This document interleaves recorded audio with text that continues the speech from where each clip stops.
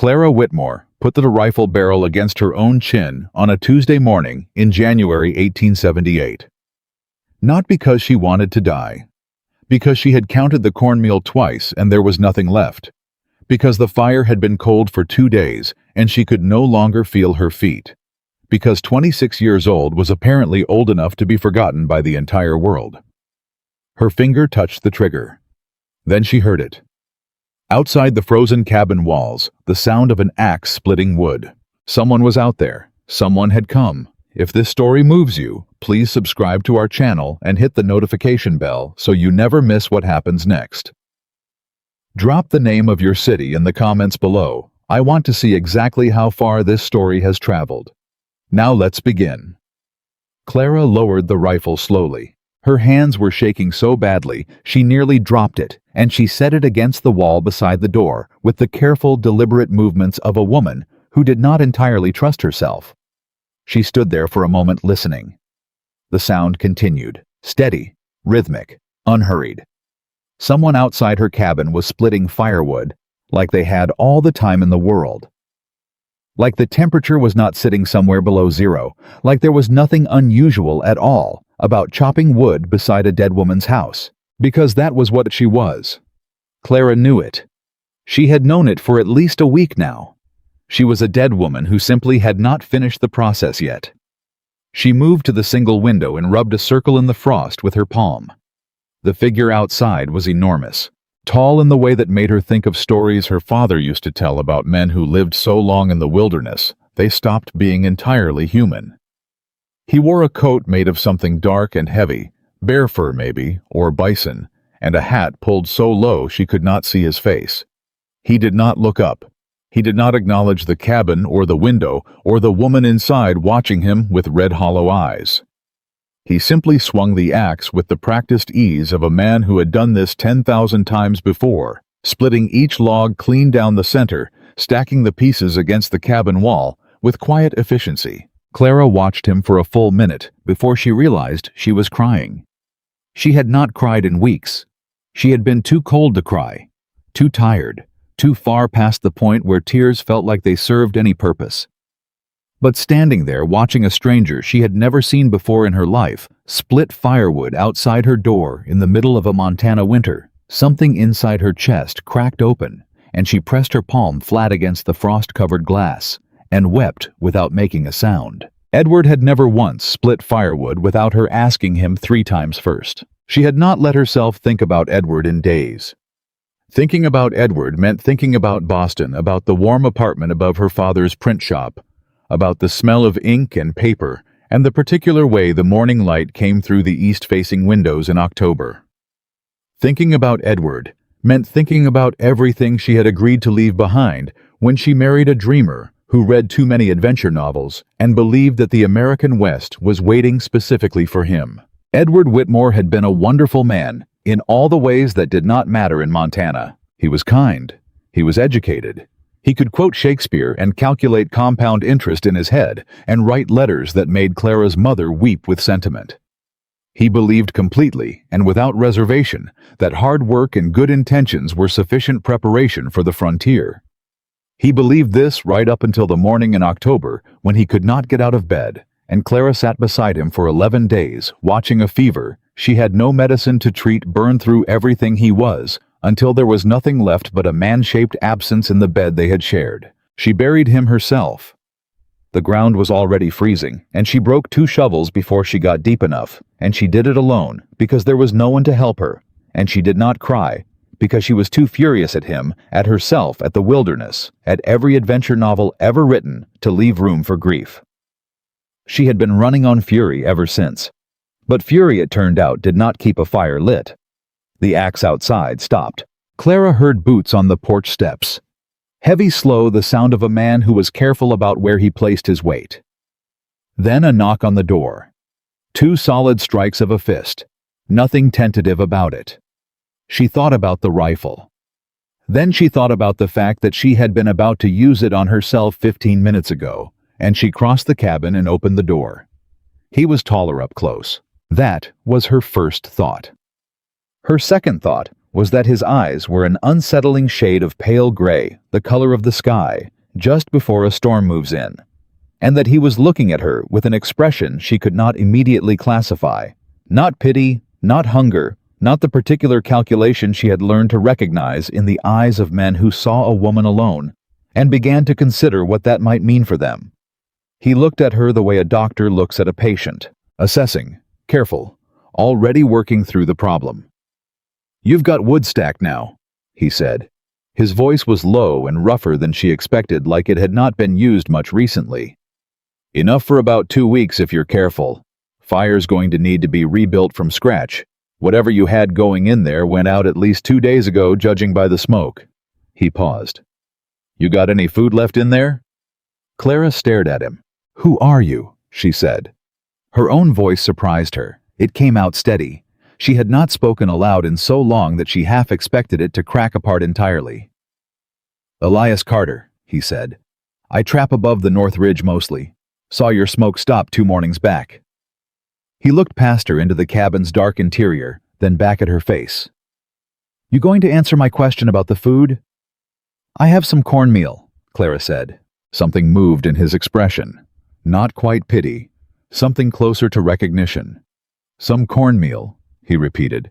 "And some salt," she said, because it felt important to be accurate. He was quiet for a moment. Then he said, "You got a name, Clara Whitmore." "Mrs. Whitmore," he said, not making it a question. He had noticed the ring she still wore on her left hand, the thin gold band Edward had placed there 3 years ago, in the parlor of her parents' home, in front of 40 people who had all seemed very confident this was a good idea.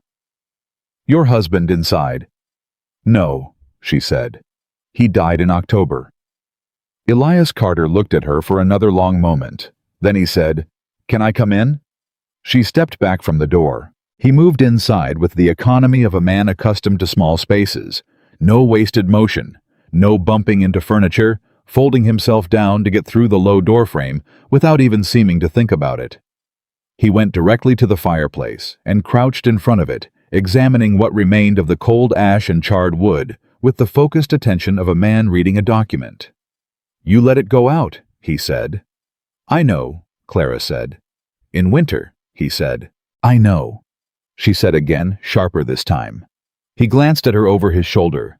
There was something in that glance, a quick recalibration, like he had said the wrong thing and knew it and was deciding how to proceed differently. He turned back to the fireplace without another word on the subject. He had a pack on his back that she had not initially noticed beneath the bulk of the fur coat, and he set it down on the floor and began removing things from it. Dry kindling wrapped in oilcloth, a small block of tinder, a tinderbox. He worked quickly and without explanation, and within 10 minutes there was a fire burning in the grate. A real fire, substantial and steady. Throwing heat Clara had nearly forgotten was possible. She stood in the middle of the cabin and felt warmth for the first time in 2 days and had to press her lips together very hard to keep herself composed. "Sit down," Elias said, not looking at her. He was already at the small table that served as her kitchen, examining the nearly empty cornmeal sack and the salt and the 3 remaining dried beans she had not mentioned because they seemed too pathetic to acknowledge. "You need to eat something before you fall down." "I'm not going to fall down," Clara said. "You've been standing in one spot for 4 minutes and you're swaying," he said. "Sit down, Mrs. Whitmore." She sat down. He cooked something from his packed dried venison, and some kind of grain she didn't recognize combined with her cornmeal and enough water from the snow. He melted over the fire to make a thick, unremarkable stew that smelled like the most extraordinary thing she had encountered in months. He put the bowl on the table in front of her and sat down across from her and did not watch her eat, which she appreciated more than she could have said. She ate the entire bowl and half of what was left in the pot before she made herself stop. "When did you last eat?" he asked. "Yesterday," she said. Then more honestly, "Or the day before." He nodded like this confirmed something. "I'm not a charity case," Clara said. She had not intended to say it, but the words came out hard and immediate defensive in a way she could hear herself and disliked. "I want to be clear about that. I appreciate the wood and the fire and the food, Mr. Carter, but I'm not I didn't ask for help, and I'm not someone who needs rescuing." Elias looked at her across the table. "You had a rifle in your hand when you came to the door," he said quietly. The silence in the cabin was very loud for a moment. "I heard something outside," Clara said. "I thought you might be a threat." "You weren't holding it like someone who thought they heard a threat," he said. He said it without inflection, without accusation, just as a simple statement of observed fact. "You were holding it like someone who'd already made a decision." Clara looked at the fire. She could feel his eyes on her face, and she did not turn to meet them. "It doesn't matter," she said. "It does to me," he said. "Why?" she said. "You don't know me. You don't owe me anything. You don't have any reason to care what I do in this cabin." "No," he said. "I don't." He was quiet for a moment.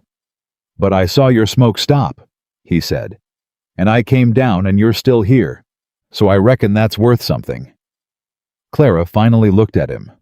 He was watching her steadily, those gray eyes patient and completely without the performance of concern. No dramatic display of worry. No reaching across the table to touch her hand. None of the gestures she associated with people who wanted to be seen caring rather than actually caring.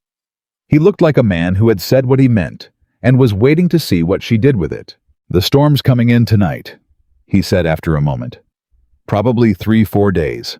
I can't make it back up the ridge before it hits." He said this matter-of-factly without apology or preamble. "If it's acceptable to you, I'll stay until it passes. I'll keep the fire going and handle whatever else needs handling.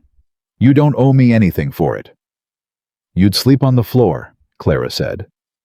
"Done it before," he said. She looked at this stranger who had appeared out of nowhere and split her firewood and rebuilt her fire and fed her stew and said he would sleep on her floor for 3 days because a snowstorm was coming, and she tried to locate the thing she was supposed to be afraid of.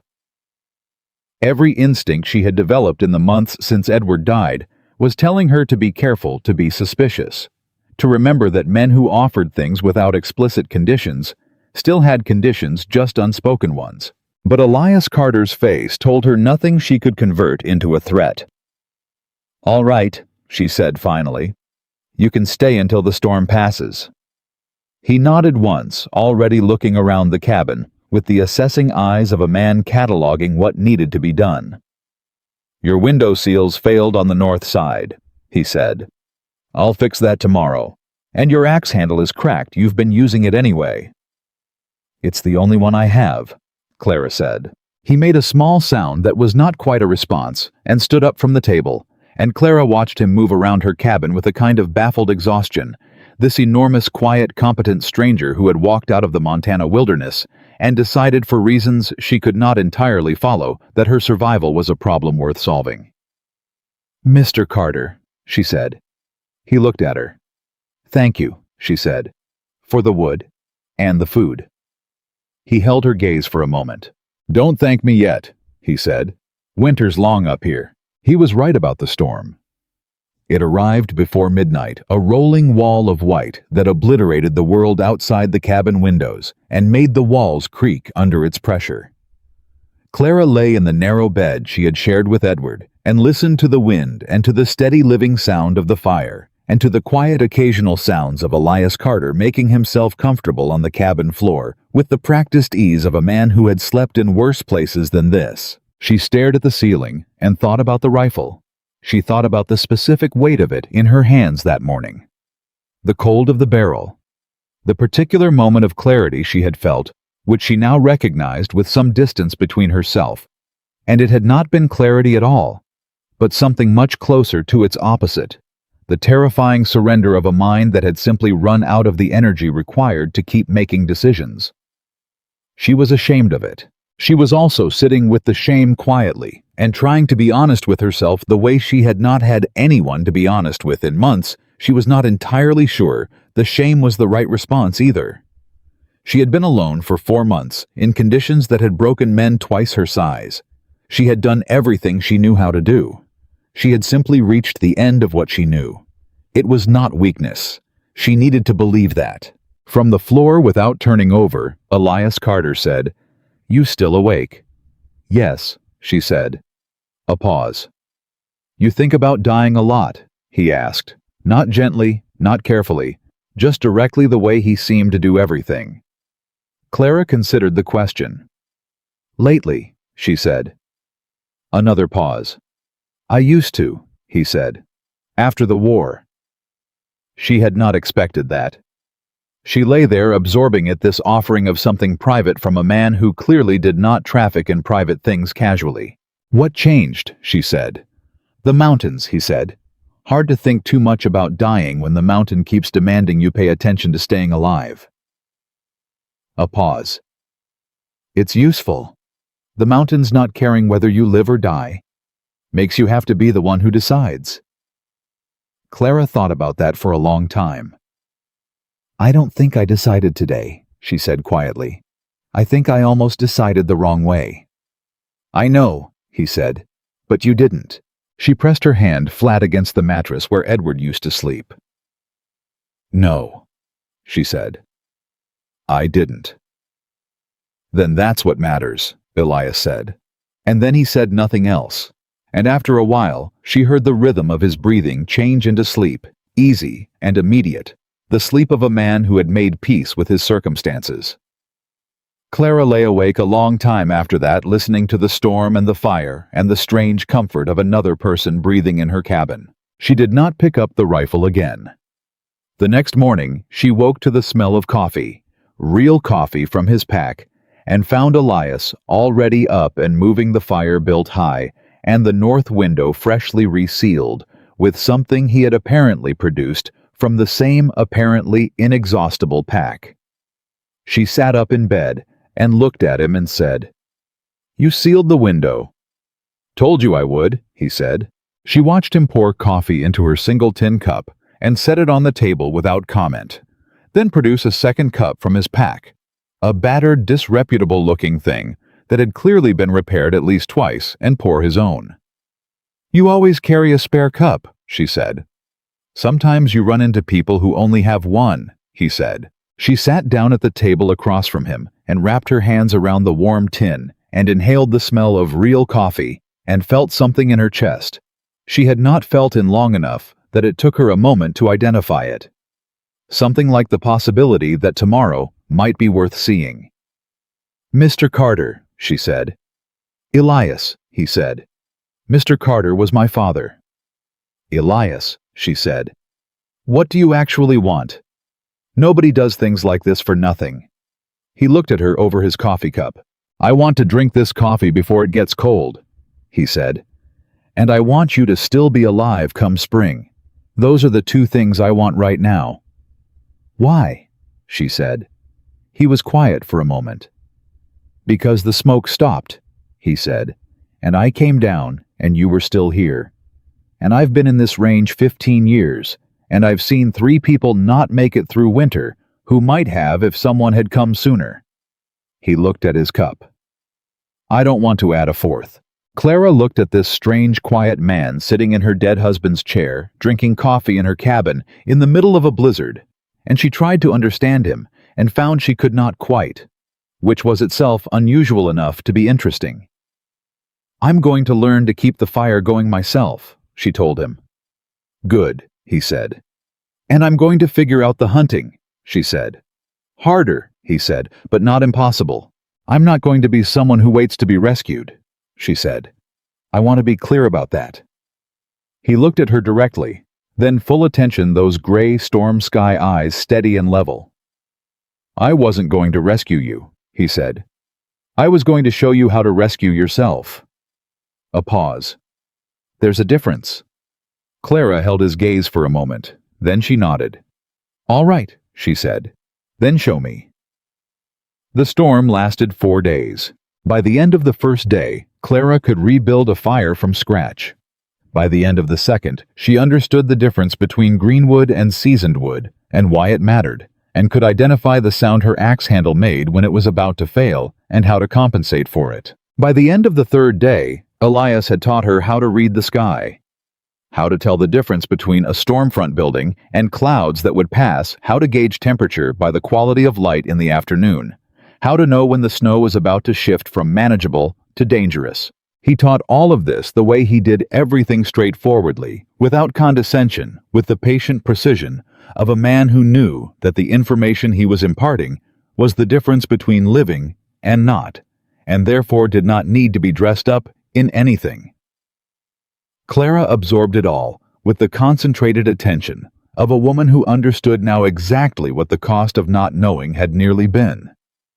On the fourth day, the storm broke and Elias began preparing to leave. She watched him pack his things with an efficiency that made her feel something she had not expected, a reluctance she did not entirely know what to do with. "You'll run out of food by February," he said, not looking up from his pack. "Maybe earlier." "I know," she said. "The passes will close before then," he said. "You won't be able to get to town." "I know," she said. He was quiet for a moment. Then he said, "I have the cabin up on the North Ridge. Better built than this one. Stocked for a full winter. It's a hard climb, but it can be done." He finally looked up at her. "I'm not telling you what to do, but you should know that's an option." Clara looked at him. "You're inviting me to come live in your cabin," she said. "I'm telling you there's a place that won't kill you before spring," he said. "What you do with that information is your business." "You don't know me," Clara said. "You've spent 4 days with me in a blizzard. That's not, I could be anyone." "You could be," he said, "but you're not." "How do you know that?" He looked at her for a long moment. "Because you asked me what I wanted," he said. "First morning. Most people in your position wouldn't have. They would have just been grateful and not looked too hard at what it cost." He picked up his pack. "You looked. That tells me something." Clara stood in the doorway of the cabin she had nearly died in and watched the biggest, quietest, most confusing man she had ever met walk out into the snow. "Elias," she said. He stopped. She looked at the cabin behind her. At the rebuilt fire and the sealed window and the stacked firewood and the nearly empty cornmeal sack and the cracked axe, and all the evidence of 4 months of a woman failing slowly, and then all at once to keep herself alive. She looked at Elias Carter, standing in the snow with his enormous pack and his spare coffee cup, waiting without impatience to see what she would decide. "I'll need a day," she said, "to pack what I'm keeping." He turned around. "I'll wait," he said, and he set down his pack and walked back to the woodpile and picked up the axe, carefully compensating for the cracked handle the way she had shown her, and began to split more wood for a fire she would not be here to use, because that was the kind of man he was. And Clara Whitmore stood in the doorway of her dead husband's cabin in the frozen Montana winter, watching him work, and felt something shift inside her chest. Not love, not yet, but the first small edge of the belief that she might eventually be willing to find out what came next. She went inside and began to pack. The climb nearly killed her. Clara had known it would be hard. Elias had told her standing in her doorway on that last morning, his voice flat and factual, the way it always was. "It's going to be harder than anything you've done up here. If you need to stop, stop. But don't stop too long. Cold gets into the muscles and they won't start up right again." He had said it the same way he said everything, without drama, without softening, like a man reciting the terms of a contract she needed to understand before signing. She had nodded like she understood. She had not understood. The pack on her back held everything she had decided to keep from the Valley cabin: Edward's Bible, her mother's letters, 2 extra dresses, the tin of salt, her sewing kit, the small photograph that had survived the trip west, tucked inside the Bible's front cover. Elias carried everything else. He had looked at her pack that morning without comment, adjusted one of the straps where she had buckled it wrong, and started walking. That had been what felt like 100 years ago. Now Clara's legs were blocks of wood below the knee. Her lungs were doing something she didn't have a word for, not burning exactly, more like tearing. Like the cold air was something solid, and every breath was pulling it through tissue that was not designed for this. The snow was past her knees in places, closer to her waist in others, where the drifts had built up against the rock faces, and Elias moved through it ahead of her, with an infuriating steadiness, breaking trail, choosing the path with the certainty of a man who had walked this exact route 1,000 times before. She fell for the first time an hour into the climb. She went down hard on her right side pack, twisting her sideways, and she lay there in the snow for a moment with her face against the cold white, and her breath coming in ragged pulls, and she thought very clearly and specifically, "I cannot do this." "Get up," Elias said. He had not turned around. He was standing 4 feet ahead of her in the trail, waiting, not looking back. "Give me a minute," she said into the snow. "You got 30 seconds, he said. "After that, the cold starts doing the thinking for you, and it doesn't think about anything except stopping." Clara pressed her gloved hands into the snow and pushed herself upright. "You're not a very encouraging teacher," she said through her teeth. "You're not climbing this mountain to be encouraged," he said. "You're climbing it to survive." He started walking again. "Come on." She came on. She fell 2 more times before they reached what Elias called the second shelf, a flat section of the ridge where the angle eased briefly and she could walk upright without fighting the slope. She stood there on shaking legs and breathed and tried not to let him see how close she was to the edge of what she had left. He was already checking the sky with the same focused attention he gave everything. "2 more hours," he said. "Maybe less if you move steady." "I am moving steady," Clara said. He looked at her. "You're moving scared," he said. "There's a difference. Scared people fight the mountain. Steady people let it carry them." "The mountain isn't carrying anyone," she said. "The mountain is trying to kill me." "The mountain doesn't care about you one way or the other," he said. "That's the point. Stop thinking it's personal." He turned and started up the next section. "It's just terrain. Move through it." Clara stared at his back. "I genuinely cannot tell," she said to no one in particular, her voice barely loud enough to carry over the wind, "if this man is wise or simply unpleasant."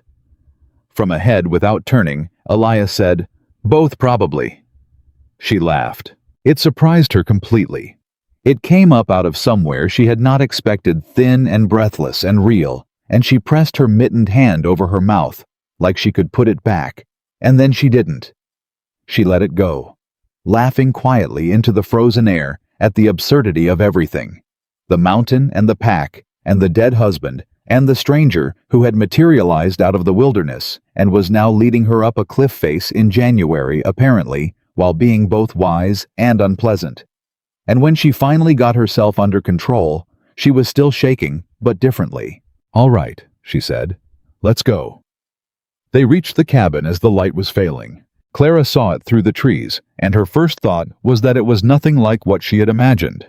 Not a rough shelter, not a trapper's lean-to, but an actual structure, solid and deliberate logs, chinked carefully against the wind, a proper door with iron hinges, a stone chimney built with the same unhurried precision Elias brought to everything. There was a woodpile under an overhang that stretched along the entire south wall. There was a smokehouse, and something that might have been a root cellar beneath a snow-covered mound to the left of the cabin. "You built this," she said. "Took 2 years," he said. He was already at the door working the latch. "First winter, I nearly froze too. Second winter, I had the roof. Third winter, I had walls and the chimney." He pushed the door open.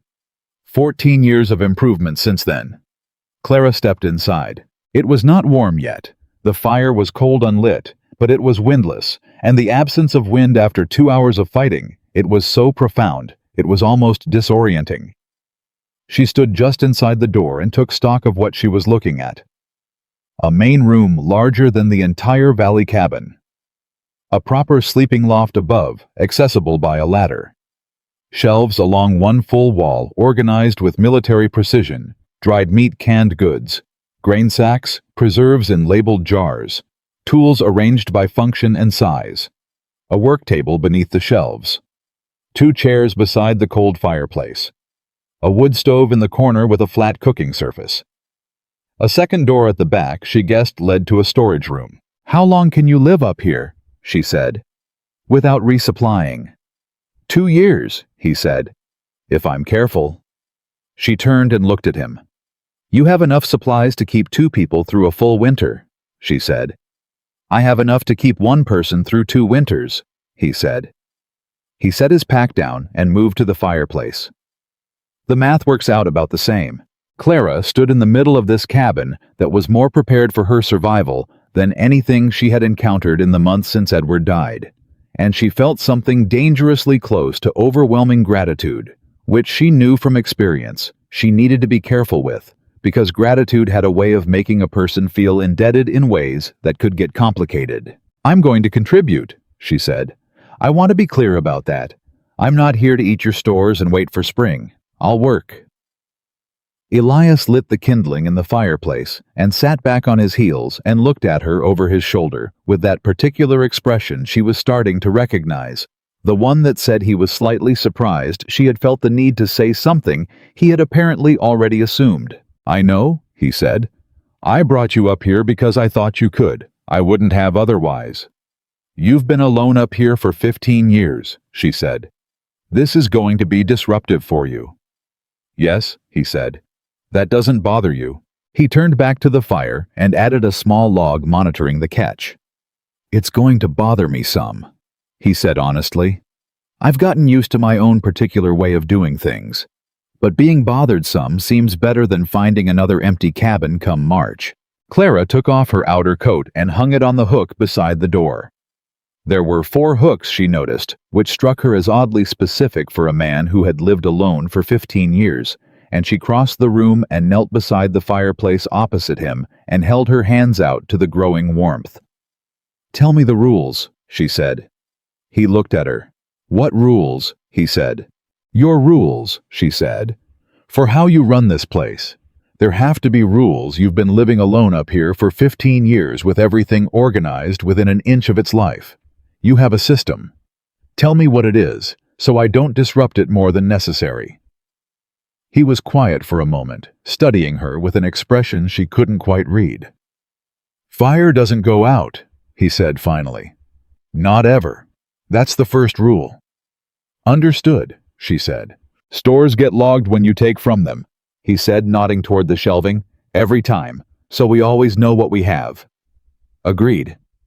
"You don't go past the north tree line alone," he said. "Not until you know the terrain. There's a drop on the far side that's covered by snow right now, and it's killed at least 2 elk that I know of." "I'll stay south of the north tree line," she said. "And you tell me when something's wrong," he said, and his voice changed, slightly dropped. Half a tone, became something more serious. "Not after. Not when you've already been trying to handle it for a week. You tell me when something's wrong." Clara looked at the fire.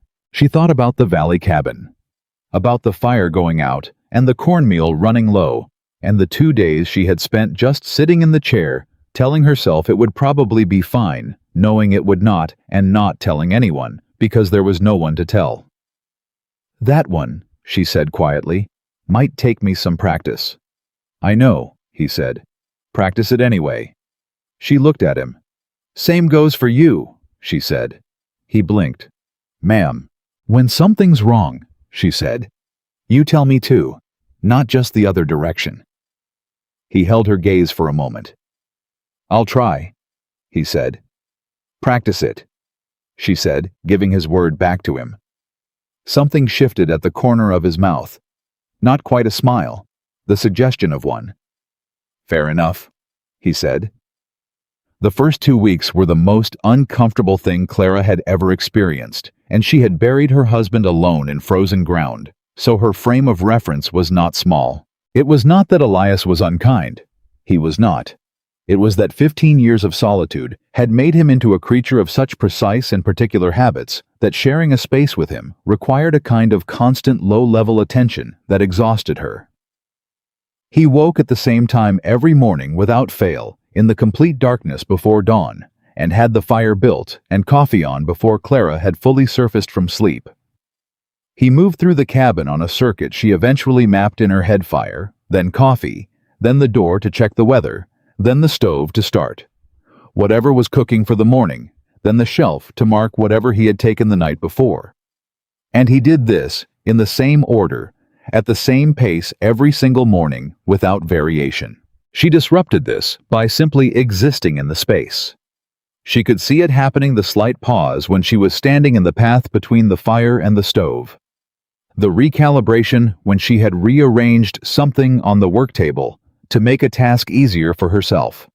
The carefully neutral expression when she asked a question at a moment when he was in the middle of his mental checklist and had to stop and start over. "I'm sorry," she said on the fourth morning when she had stepped in front of him on his path to the door without realizing it and watched him reroute around her with the practiced patience of a man used to accommodating inconveniences. "I keep getting in your way." "You're not in my way," he said. "I can see that I am," she said. "You have a circuit. I disrupt the circuit." He stopped. He turned and looked at her with the particular expression of a man who has been caught in something and is deciding whether to deny it or engage with it. "It's an adjustment," he said finally. "Tell me the circuit," she said. "I'll work around it." He looked at her for a long moment. "It's not. I don't need you to work around me," he said. "It's my habit. I can change my habit." "Why should you?" she said. "It's your cabin, it's your system. It works. I'd rather adapt to it than make you rebuild 15 years of routine because you were kind enough to bring me up here." The silence stretched out for a moment. "Most people," Elias said slowly, "would not have noticed the circuit. Most people weren't married to a man who had 17 specific rituals before he could leave the house in the morning," Clara said. "I learned to read patterns early." He was quiet. "Tell me," she said again. "The full circuit, all of it." He told her. It took longer than she expected because the circuit was more elaborate than she had realized, and as he explained it, she understood that it was not arbitrary. Every element of it was functional, tied to information he needed to have, or a task that would compound if skipped. The morning check of the weather was not habit, but data collection. The shelf log was not compulsion, but survival mathematics.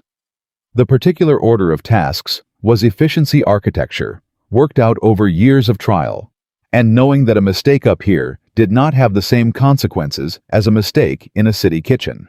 When he finished, she said, "All right, I'll take the shelf log every morning." He blinked. "You don't have to." "You're teaching me to trap and preserve and read the weather," she said. "I can handle a shelf log. Where's the record book?" He showed her the record book. It was a leather-bound ledger dense with 15 years of his precise economical handwriting, dates and quantities and notes about consumption rates and resupply needs, the most organized document she had seen since she left her father's print shop in Boston. "This is extraordinary," she said, and meant it. "It's practical," he said. "Practical things done consistently are extraordinary," she said.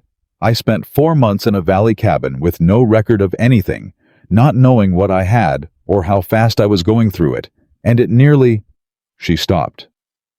"It's extraordinary," she said again more quietly. "That's all." He watched her run her thumb along the edge of the ledger's pages. "Your husband," he said, carefully, like he was testing whether the word was permitted. "Did he keep records?" Clara looked up. "Edward." She thought about it. "He kept records of things he was interested in, train schedules, poetry, the prices of goods in different cities." She smiled, small and real and slightly sad. "He kept a record of every meal we ever ate that he thought was exceptional, had descriptions and everything.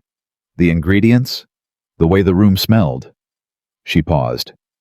"He was very particular about the things he loved." "And the things he didn't love, those he left to me," she said without bitterness. "Just truth. I handled the accounting, the provisioning, the practical management of everything." She looked back down at the ledger. "I was good at it. Better than he was. We both knew it, and we didn't talk about it very much." "Why not?" "Because it was 1875 and we were in Boston," she said. "And women who were better at things than their husbands generally found it more comfortable for everyone if they pretended otherwise." Elias was quiet for a moment. "You don't have to pretend anything up here," he said. Clara looked at him. The fire was building behind him, and the morning light was beginning to come through the single east-facing window, and he was standing there in his practical clothes, in his organized cabin on his mountain, looking at her with those gray eyes that never seemed to traffic in anything except what he actually meant. And Clara Whitmore, who had spent 12 years of her adult life making herself smaller than she was, in order to make the world around her more comfortable, felt something inside her chest rearrange itself very slightly. "No," she said, "I reckon I don't." He taught her everything. He taught her to set a trap correctly, not just the mechanics of it, but the thinking behind it, the patience of it, the reading of the terrain for signs of where animals traveled and why. He taught her to identify the marks a rabbit made in snow versus a fox, to know the difference between a fresh trail and one that was 6 hours old, to set up in relation to the wind, so that her scent worked for her instead of against her. He taught her to skin and clean what they caught, which she had expected to be the hardest thing, and turned out not to be. Or rather, it was hard, but it was the kind of hard that had a clear right and wrong, a specific method that, if followed precisely, produced a consistent result. And Clara had always been better at hard things with rules than hard things without them. He taught her to read the sky with the precision she was beginning to understand he brought to everything, not just weather prediction, but genuine understanding of atmospheric behavior. The relationship between cloud formation and temperature shift. The way wind direction changed when a front was building. And every morning, Clara logged the shelf inventory. She also quietly and without asking permission began keeping a second log. A record of what she was learning. Trap placement, animal sign, weather patterns, the locations Elias considered essential to know. She did it in the evenings by firelight while Elias repaired equipment or worked leather, or did whatever needed doing, and for the first week he did not comment on it. On the 8th evening, he looked up from the harness he was mending and said, "What are you writing?" "Notes," she said. He set down the harness. "What kind of notes?" "Everything you teach me," she said. "I don't retain things well without writing them down. I learned that in Boston when I was managing my father's accounts. If I wrote it, I kept it. If I only heard it," she paused, "it went somewhere unreliable." He was quiet for a moment. "Can I see?" he said. She hesitated, then passed him the notebook. He read it in silence for several minutes. She watched him read, trying to gauge from his expression whether she had gotten anything wrong, whether the notes were useful or embarrassing, whether he was going to tell her she had misunderstood something fundamental. He handed it back. "You wrote down the thing about the North Tree Line elk drop," he said. "I wrote everything down," she said. "Most people hear that and forget it," he said. "I've told it to 3 different people who came through here over the years. 2 of them forgot. The third one—" He stopped. Clara waited. "The third one didn't forget," he said, which was not quite what he had started to say. She was fairly certain, but she did not press it. "I don't forget things that might kill me," she said simply. He nodded. He picked up the harness again. Then, without looking up, he said, "You're a fast learner." Coming from Elias Carter, those 4 words carried the weight of a speech. "Thank you," Clara said. She went back to writing. It was on the 12th day that she first heard him have a nightmare. She woke in the loft to the sound of his voice from below. Not a scream. Nothing like that. Something worse, in its way. A low and controlled and terrible sound, words she couldn't make out, but a tone she recognized instantly. The tone of someone who was somewhere else entirely, somewhere they would not choose to be, fighting something they could not wake themselves up from. She lay still for a moment, heart hammering, hand pressed flat against the loft floor, listening. It stopped, then silence. Then the sound of him sitting up, the creak of the cot, the long, slow exhale of a man forcing himself back into the present. She lay in the dark and did not say anything and did not go down. In the morning, he was exactly the same as every other morning. Fire-built coffee on door-checked shelf inventory. She had taken it over by now, completed. He said good morning and handed her coffee and asked about the sky and said nothing about the night. Clara said nothing about the night either. But that evening when they were both by the fire, she said, "You said you used to think about dying. After the war." He went still. "I did say that," he said. "What was it like?" she said. "Over there." He looked at the fire for a long time. She thought he wasn't going to answer. She was already constructing an apology for asking, already building the wall back up to its appropriate height, when he said, "I was a scout, sharpshooter." He paused. "The things you do as a scout, you're alone a lot. You go places ahead of everyone else, and you see things before the main body gets there, and then sometimes you have to decide things out there alone, with no one to ask, and no one to tell you if you're right until after, when it's already done." He turned a piece of wood in his hands that he had not been working with, just holding. "I got good at the deciding," he said. "Too good, maybe. Got to where I could make the decision and set it aside and keep moving. That's useful in a war. He stopped. "It's less useful after." "You can't turn it off," Clara said quietly. He looked at her. "The setting aside," she said. "It's a way of surviving. But things that are set aside don't disappear. They wait." A long pause. "Yes," he said. "That's about right. My mother used to say that grief deferred is grief compounded," Clara said. "That the interest builds." He turned the wood over in his hands. "Smart woman," he said. "She was," Clara agreed. She also said that the only way out was through, which was not what you wanted to hear when you were in the middle of it, but which turned out every time to be true. He was quiet. "What did you lose?" Clara asked. She said it gently but directly, because she was beginning to learn that Elias Carter did not respond to gentleness that circled, he responded to directness that was kind. "During the war." "Who?" He looked at the fire for a long time. "My brother came with me," he said finally. "Younger, by 3 years." A pause. "James." Clara waited. "He was not like me," Elias said. "Talked all the time, laughed easy, made friends inside of 5 minutes anywhere every time. The kind of man who, when he walked into a room, the room got better." He was quiet. "He shouldn't have been in the war. He couldn't set things aside. He felt everything. Every one of them."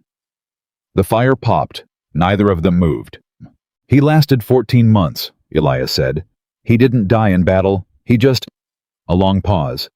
"He stopped eating, stopped sleeping. He would sit and stare, and you couldn't reach him no matter what you said, and one morning he wasn't—" He stopped, cleared his throat. "He was 22 years old." Clara sat very still. "Elias," she said. "I carried him home," he said. "Buried him in the field behind my parents' house.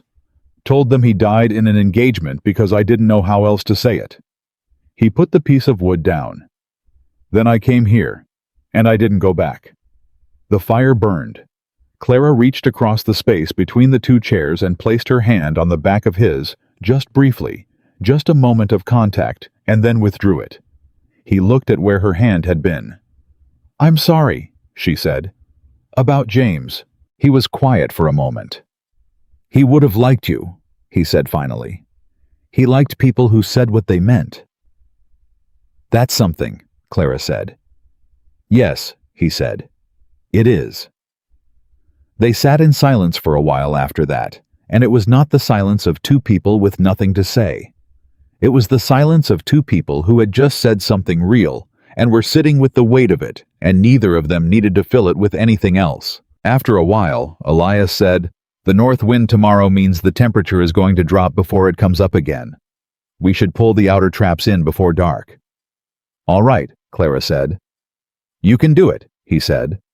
"Without me. You know the route." She looked at him. "You trust me to pull them correctly," she said. Not a question. He looked back. "You wrote it down, didn't you?" he said. She almost smiled. "Yes, I did." "Then go pull the traps," he said. Clara pulled the traps the next morning alone in temperatures that made the air feel like something solid.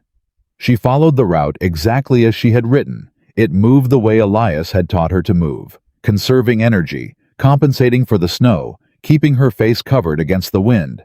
And she found all 6 traps and managed them correctly and came back to the cabin with 2 rabbits and all her fingers and a feeling in her chest that was entirely new. She pushed open the cabin door, and Elias looked up from the stove and looked at the rabbits and then at her face. "Both traps on the east line," she said. "The two on the ridge were empty. I reset them." "Good," he said. "You knew there wouldn't be anything on the ridge," she said. "You sent me there anyway." "I wanted to see if you'd reset them even when they were empty," he said, turning back to the stove. "Some people don't bother if there's nothing there." "Of course you reset them," Clara said. "An empty trap isn't a broken trap." "No," he said. "It isn't." She hung up her outer coat and unwound her scarf and stood by the fire until the feeling came back into her face. "Elias," she said. "I'm glad I came up here," she said. He was quiet for a moment. "So am I," he said. He said it to the stove, not to her. Quiet and unguarded, and not performing anything, just a man saying a true thing in the particular way he had of saying things when he wasn't thinking about whether to say them. Clara pressed her cold hands together over the fire and let herself feel just for a moment the full, strange, improbable weight of being alive in this cabin on this mountain with this man who had come out of the wilderness and decided she was worth the trouble. Outside the window, the north wind was building. Inside, the fire burned steady and high. And somewhere between the empty traps and the morning run and a dead brother named James and the notebook full of things worth remembering, two people who had come to the mountains running from the same kind of pain were beginning slowly and without fanfare to run towards something instead. Neither of them said so. Neither of them needed to. The morning Elias didn't come back on time, Clara knew before she knew. It was a feeling that started somewhere behind her sternum and worked outward. Not panic, not yet, but a particular quality of alertness that she had developed over the weeks on this mountain, the way you develop a callus through repeated contact with the thing that produces it. She had learned to read the rhythm of this place, and the rhythm was wrong. He had gone out at first light to check the upper trap line and reset the snares on the north face. He had told her he would be back before midday. She had logged it the way she logged everything. Now time of departure, destination, expected return, because that was one of the rules they had arrived at together, without ever quite stating it aloud. You tell someone where you're going and when you expect to return, so that if you don't return, someone knows where to start looking. Midday came. Clara put another logs on the fire and checked the sky through the window, and told herself the upper line took longer than it looked on the mental map she had built in her head. An hour past midday came. She put her outer coat on. She was halfway through lacing her boots when she heard it. Not footsteps. Not the particular sound of Elias moving through snow, which she had also memorized without meaning to, but something dragging. Uneven. Wrong. She had the door open before the sound reached the porch. He was on his feet, which was the first thing she registered. And then she registered that being on his feet appeared to be costing him something significant. And then she saw his left arm and stopped breathing for a moment. He had it pressed against his side, and his coat sleeve was dark with something that was not shadow. "It's not as bad as it looks," he said. "Get inside," she said. "I'm telling you." "Elias Carter, get inside this cabin right now," she said. And something in her voice, not volume, not anger exactly, but a quality of absolute non-negotiation, made him stop arguing and move through the door. He sat down in the chair closest to the fire with the careful deliberateness of a man who was managing pain the way he managed everything by allocating it a specific and limited portion of his attention and refusing to give it more. His face was white beneath the cold red of his cheeks, and his jaw was set in the particular way she had come to associate with him not saying something he was thinking. "Tell me what happened," she said, already moving to the supply shelf where she knew the medical kit was, because she had cataloged everything in this cabin within the first week, and the medical kit was on the third shelf left side behind the spare tinderbox. "Axe slipped," he said. She turned and looked at him. "The axe slipped," she said. "Ice on the handle," he said. "I was working the anchor stake on the upper line, and the axe slipped and—" He stopped. His jaw tightened. "It's not the first time I've cut myself." "How deep?" she said, kneeling in front of him with the kit open. He didn't answer immediately. Elias. How deep? Deep enough, he said. Needs closing. She got his coat off him, which was harder than it should have been, because he had stiffened up in the cold, and moving the arm pulled at whatever was underneath, and she could tell from the way his breath shortened that he was recalculating his pain budget mid-process. She had his coat off, and his shirt sleeve cut back, before she let herself look directly at the wound. It was deep. The axe had caught the outside of his forearm at an angle, and opened a gash 4 inches long that had bled considerably in the cold, and was still seeping. She had seen worse. She had helped the physician in her Boston neighborhood when she was 17, and had not been delicate about what she was shown, but she had not personally been responsible for worse, and the difference between observing and being responsible hit her somewhere low in her chest. She pressed cloth against it and held. How long since it happened? She said. Hour, he said. Maybe more. You walked back in this condition for an hour, she said. Didn't see another option, he said. You could have, she started. What? He said, and his voice was flat and direct in the way it got when he was saying something he needed her to actually hear. What could I have done? Clara sat down in the snow and waited for you to come find me. Passed out on the north face, I was an hour from the cabin. I walked. She pressed harder on the wound. He didn't flinch. She almost wished he would. I'm angry at you, she said. I know, he said. Not for getting hurt, she said. For the hour it took you to get back here alone. I didn't have a choice about that part, he said. I know, she said, and her voice softened slightly, not because she was less angry, but because she understood the distinction and it mattered. I know you didn't. I'm angry anyway. I'm allowed to be angry anyway. He looked at her for a moment. Yes, he said.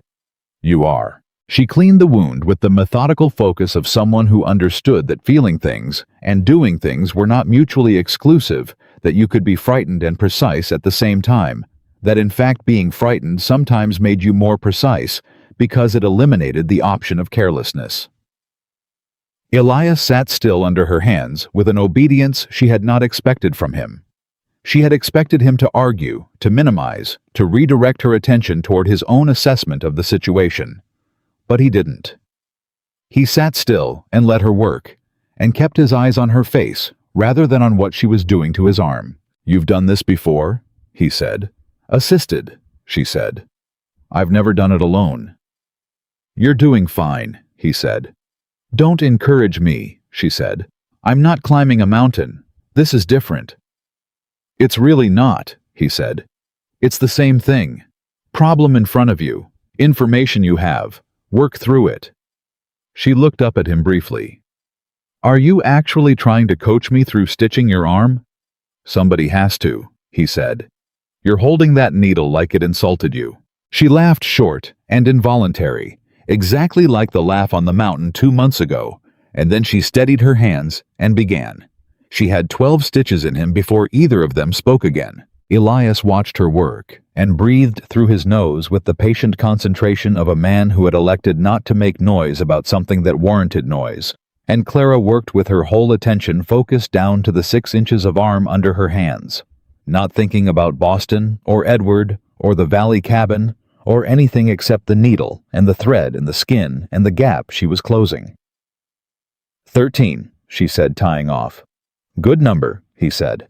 It's not a good number. It's a lucky number, which is a completely different thing, she said, beginning to wrap the arm. Though I'll take luck right now over almost anything. You did that well, he said. She wound the bandage firmly and tied it off and sat back on her heels and looked at her own hands, which were shaking slightly now that they didn't have a task, and she pressed them together and breathed. Your color's terrible, she said. It's been a long morning. You need to eat something, she said, standing. And you need to stay still. And you need to tell me if the feeling in your hand changes, or if the bandage gets soaked through before tomorrow, or if the arm goes hot. If any of those things happen, you tell me immediately. Clara. Immediately, she said. Not when it seems important enough to mention. Not after you've decided whether I can handle it, immediately. He looked at her. That's my rule, he said slowly. You're using my own rule. It's a good rule, she said. It applies to both of us. You told me that. He was quiet for a moment. So I did, he said. She made broth from the stores, the good stock she had been building in the pot on the back of the stove, the one he hadn't asked about, but had started taking a cup of in the evenings without comment, which she had taken as endorsement, and she brought it to him and stood over him while he drank it, not because she thought he would refuse, but because she needed to see it happen. You're going to hover, he said. I'm going to ensure you don't do anything, she said. I wasn't planning on doing anything, he said. I can't do anything. My left arm is stitched together with... He paused. What did you use for thread? Your spare bootlace, she said. Boiled. He looked at his arm. That was my only spare bootlace, he said.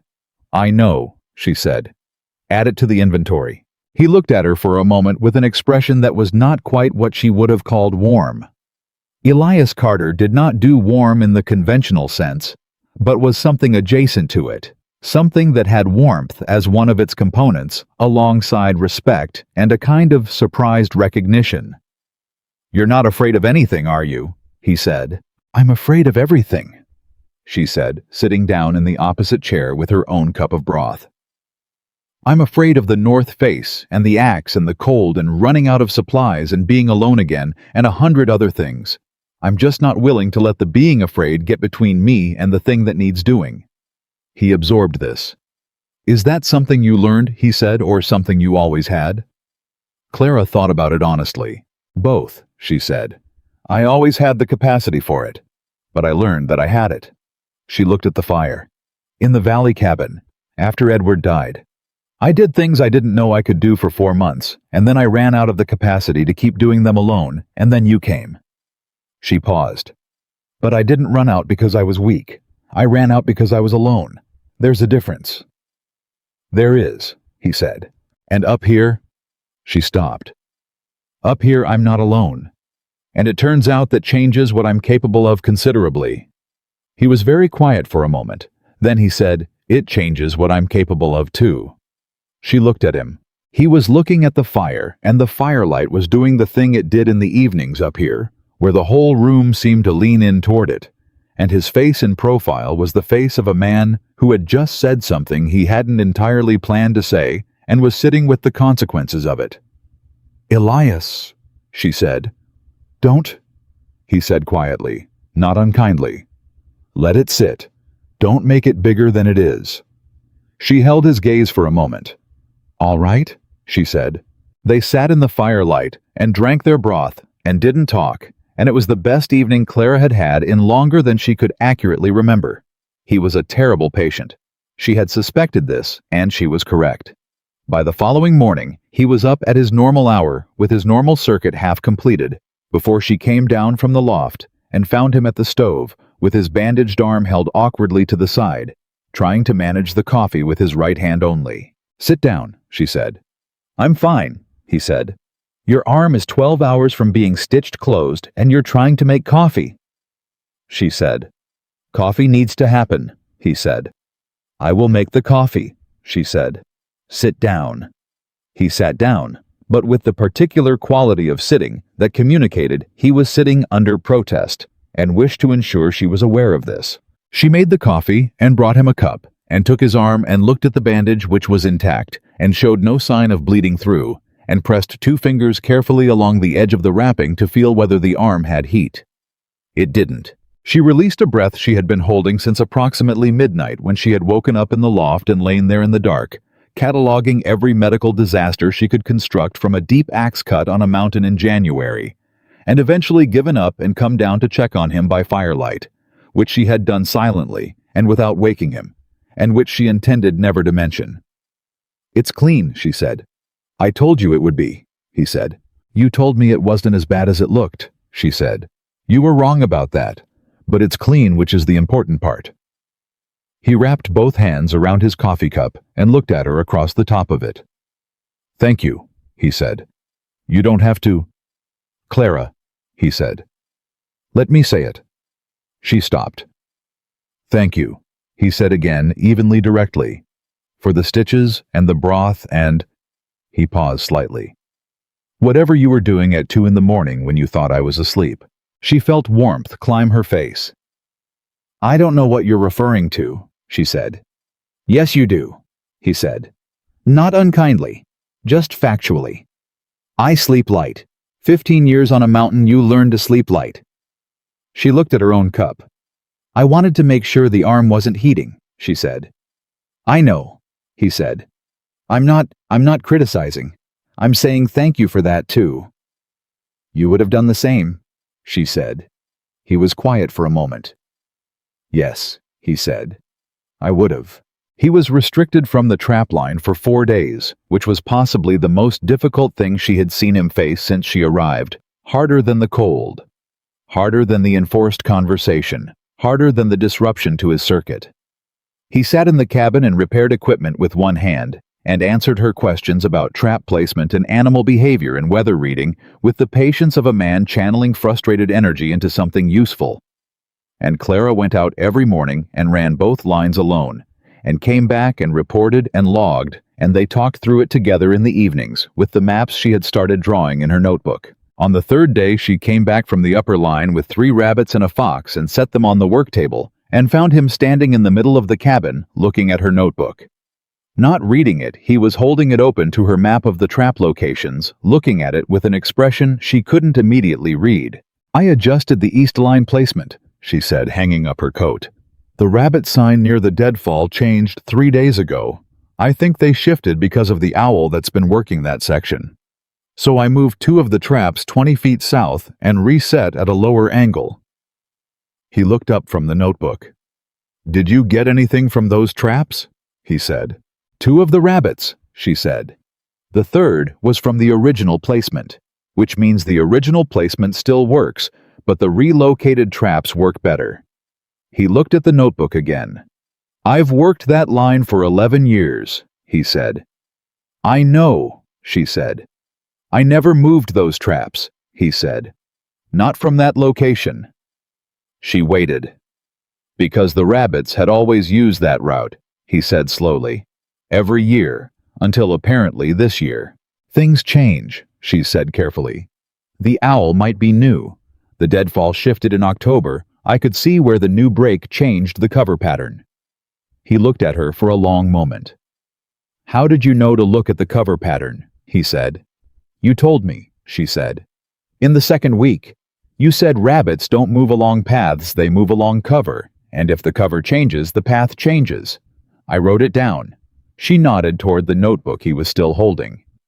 "It's on page 4. He looked at page 4. He looked at her. "You improved my trapline," he said. "I made a reasonable adjustment based on current conditions," she said. "That's the same thing," he said. She almost said something modest, something deflecting the kind of automatic minimization she had practiced for 26 years, and then she remembered what he had told her in the first days: "You don't have to pretend anything up here." "Yes," she said. "I suppose it is." Something moved through his expression, quick and deep, and then gone, but she caught it the way she was catching more of his expressions, now learning to read the language of a face that didn't emote in any conventional way. It was something like pride.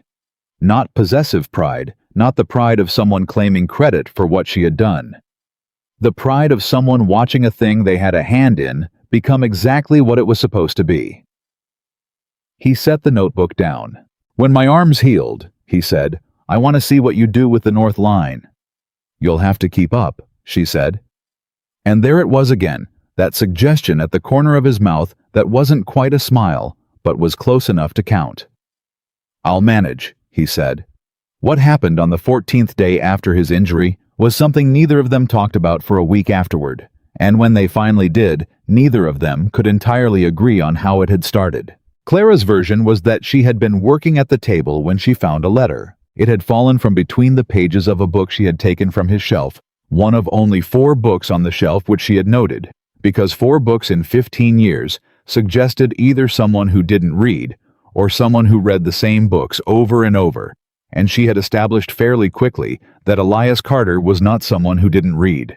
The letter had been folded small and pressed between pages 42 and 43 of a Bible that was not the same Bible as the one she had brought from the valley cabin. She did not read it. She looked at it for a moment, the folded paper, the outside of the fold showing a handwriting that was not Elias's, and then she placed it on the table beside the book and went back to what she had been doing. When Elias came in from outside, he saw it immediately. He stopped in the middle of the room. "That fell out of the book," Clara said without looking up. "I didn't read it." He was quiet for a moment. "It's from my mother," he said. She looked up then. "She sent it to me after the war," he said. He moved to the table and picked up the letter, held it with the careful hands of someone holding something that could break. "I've read it so many times, the paper's going soft." "What does she say?" Clara said. She asked it gently, but she asked it because she had learned that Elias Carter needed to be asked directly or he would walk away from the door. He unfolded the letter. He read silently for a moment. Then he said, "She says she forgives me for James." The cabin was very quiet. "She blames you," Clara said carefully. "She didn't," he said. "Not out loud, not ever. But I knew she—" He stopped. "I was the older one. I was supposed to bring him home." "You weren't supposed to bring him home," Clara said. "The war was supposed to bring him home. You were both supposed to come home. I was the scout," he said. "I was the one who knew what we were walking into every day before we walked into it. I should have—" He stopped again. "What?" Clara said. "What should you have done?" "I should have seen what was happening to him sooner," he said. "I was so busy surviving that I stopped. I stopped paying attention to him, the way he got quiet, the way he stopped eating. I told myself he was adjusting. I told myself everyone felt like that, and he'd come through it." His jaw tightened. "He didn't come through it." "Elias," Clara said. "I know what you're going to say," he said. "You don't," she said. "Because I'm not going to tell you it wasn't your fault. I'm not going to tell you that you couldn't have known, or that you did your best, or any of the things people say. What I am going to tell you is that you've been punishing yourself for 15 years for something that was done to both of you by the same thing, and James, from what you've told me about James, would be furious." He looked at her. "You didn't know James," he said. "You described him to me," she said. "You said he felt everything. You said every one of them cost him. You said he laughed easy and made friends in 5 minutes." She leaned forward slightly. "A man like that, a man who loved that openly, would not want his older brother to come back from the war and spend 15 years alone on a mountain as penance." The silence was enormous. "He'd want you to live," she said. "Actually live, not just survive." Elias looked at the letter. She watched something move through him, long and slow and seismic, the way certain changes happen below the surface first and then visible at the edges. "My mother's letter," he said finally. "The part I never said out loud." He refolded the letter slowly. "She says she doesn't want me to be alone. She says she knows I went to the mountains to grieve and she respects it. But she says James came into the world opening his arms to everything in it, and she doesn't believe he would want me to close mine." He put the letter back in the book. "She wrote that 12 years ago."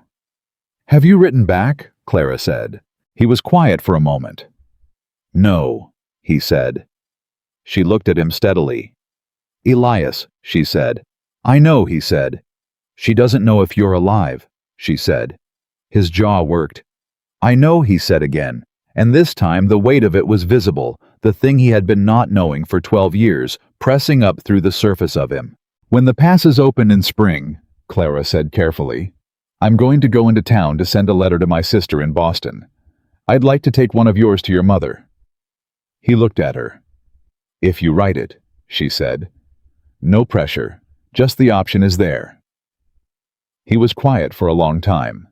Then he said, "She's in Harrisburg, Pennsylvania." "I know how to address a letter," Clara said. Something happened in his eyes that she had not seen before. A glimmer of something raw and unmanaged that he pulled back from quickly, the way you pull your hand back from something that's hotter than you expected. "All right," he said. Clara nodded. She picked up the book and put it back on the shelf in its exact place. "Dinner needs starting," she said, because she knew he needed the conversation to move, and she had learned the art of giving him the exit when he needed it. "I thought we'd use the last of the dried onion tonight. We're near enough to resupply season that it won't matter." "Good," he said. His voice was slightly rough. He cleared it. "That's yes. Good call." She went to the stove. Behind her, she heard him sit down in his chair, and then the sound of the book being taken off the shelf again, and the quiet rustle of the letter being unfolded.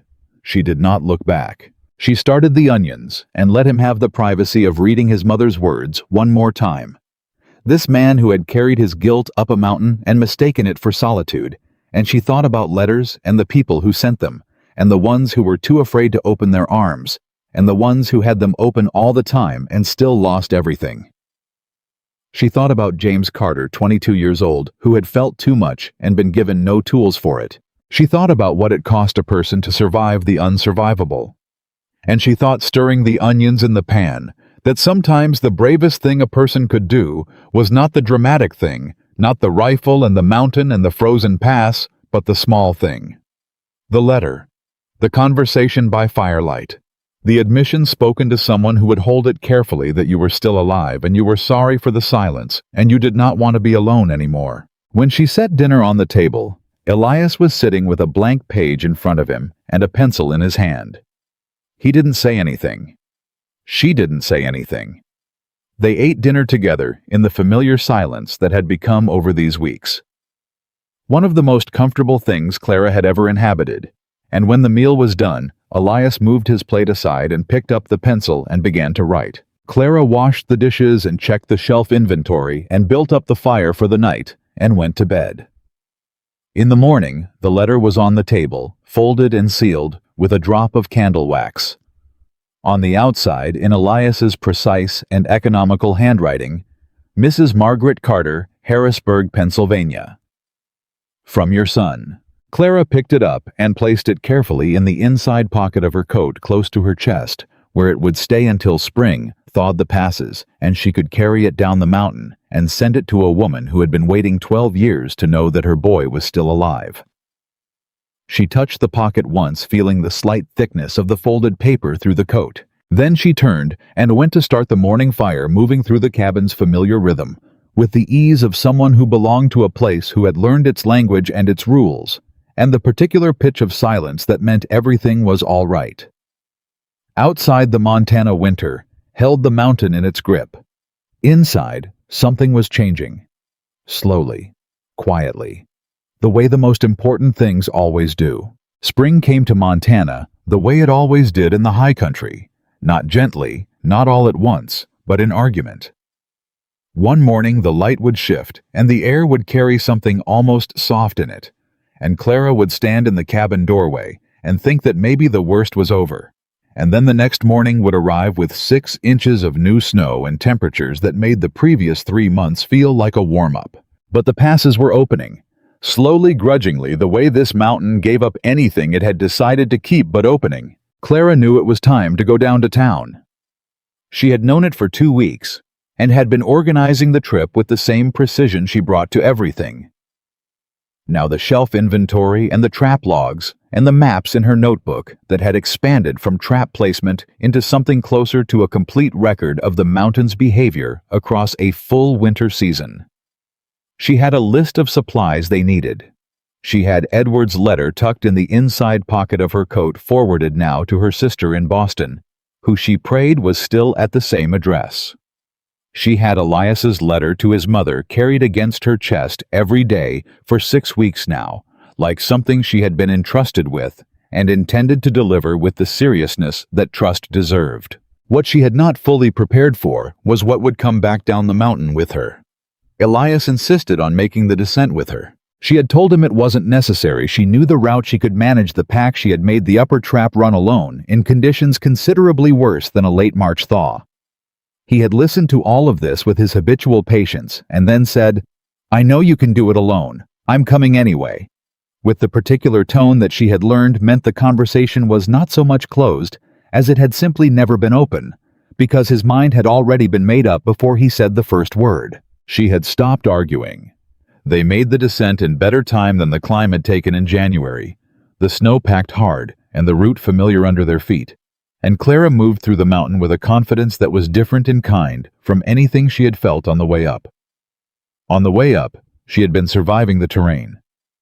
On the way down, she was moving through it, knowing it, reading it, her body adjusted to its logic in ways she could not have imagined 4 months ago. Halfway down, Elias stopped. He stood at the edge of the second shelf and looked out at the valley below, the white expanse of it, the dark thread of the creek showing through the snow, the distant smudge that was Harwick, the nearest town, and his face had an expression she had not seen on it before. She stood beside him and followed his gaze, and did not ask, and after a moment he said, "I haven't been down in 8 months." "Is that long for you?" she said. "I usually go twice a year," he said. "Once before winter sets in, once in spring." He paused. "Last fall I got the timing wrong. Went too early, didn't get everything I needed, told myself I'd make do." His jaw tightened slightly. "And then I found you." Clara looked at the valley. "You got the timing wrong last fall," she said slowly, "and that's why you were doing a late supply check in January, which is why you saw my smoke stop." "Yes," he said. She absorbed this. "So if you'd gone at the right time," she said, "you would have had everything you needed and no reason to come down again before spring." "Yes," he said. She stood with that for a moment, the arithmetic of it. The specific and accidental chain of small things, a miscalculated supply, run a late departure. A column of smoke that stopped rising on a Tuesday morning in January that had produced the entire winter they had just lived through together. "That's a very thin thread," she said. "Most important things are—" he said. He started walking again. She fell into step beside him, and they descended the rest of the mountain, the way they did most things now, in the comfortable parallel that had developed between them over months of working alongside each other, close enough to communicate without effort. Independent enough that neither was carrying the other. Harwick, Montana, was not a large town. It had a general store, a post office operating out of a corner of the general store, a saloon, a livery, a small church, a barber shop, a land office, and approximately 240 permanent residents, a number Clara knew, because it was painted on a sign at the edge of town that someone had updated recently to add the word "growing" in optimistic red letters. She had been here once in October, when she and Edward had passed through on their way to the valley cabin. She had thought it bleak then. Coming down from 5 months on a mountain, it looked almost extravagant. Elias moved through the town with the careful deliberateness of a man who was aware of himself in a way he wasn't on the mountain. He didn't shrink. Elias. Carter was not built for shrinking, but he contained himself. Somehow pulled something in, became slightly less of whatever he was, at full expression up in the high country. She noticed this. She noticed it the way she noticed most things about him now, with the precise attention that came from having watched the same person operate in close quarters across 4 months of genuine pressure. And she filed it away, beside everything else she had catalogued: the morning circuit, and the way he held his coffee cup, and the sound he made when something was actually funny, versus the sound he made when something was merely tolerable, and the particular set of his shoulders when he was working something out, versus when he had already decided. She knew this man. The recognition of it moved through her while they walked down Harwick's main street, quiet and certain. She knew this man the way she had never quite known Edward, and she had been married to Edward for 3 years, and had believed herself to be well acquainted with him. But Edward, she had known, in the way you know someone who shows you what they want you to see. Elias, she knew because there was no gap between what he showed and what he was. The mountain didn't allow for gaps. The general store first for supplies. The proprietor was a man named Garfield, 60s mustache like a dedicated life project, who looked up when they came in and registered Elias with the particular expression Clara was beginning to recognize as the one people wore when they saw something they associated with a story. "Carter," Garfield said. "Thought you'd wintered up." "I did," Elias said. He moved to the shelves with his mental supply list, which Clara happened to know was also written in his shirt pocket, in his precise handwriting, because she had watched him write it that morning. Garfield looked at Clara.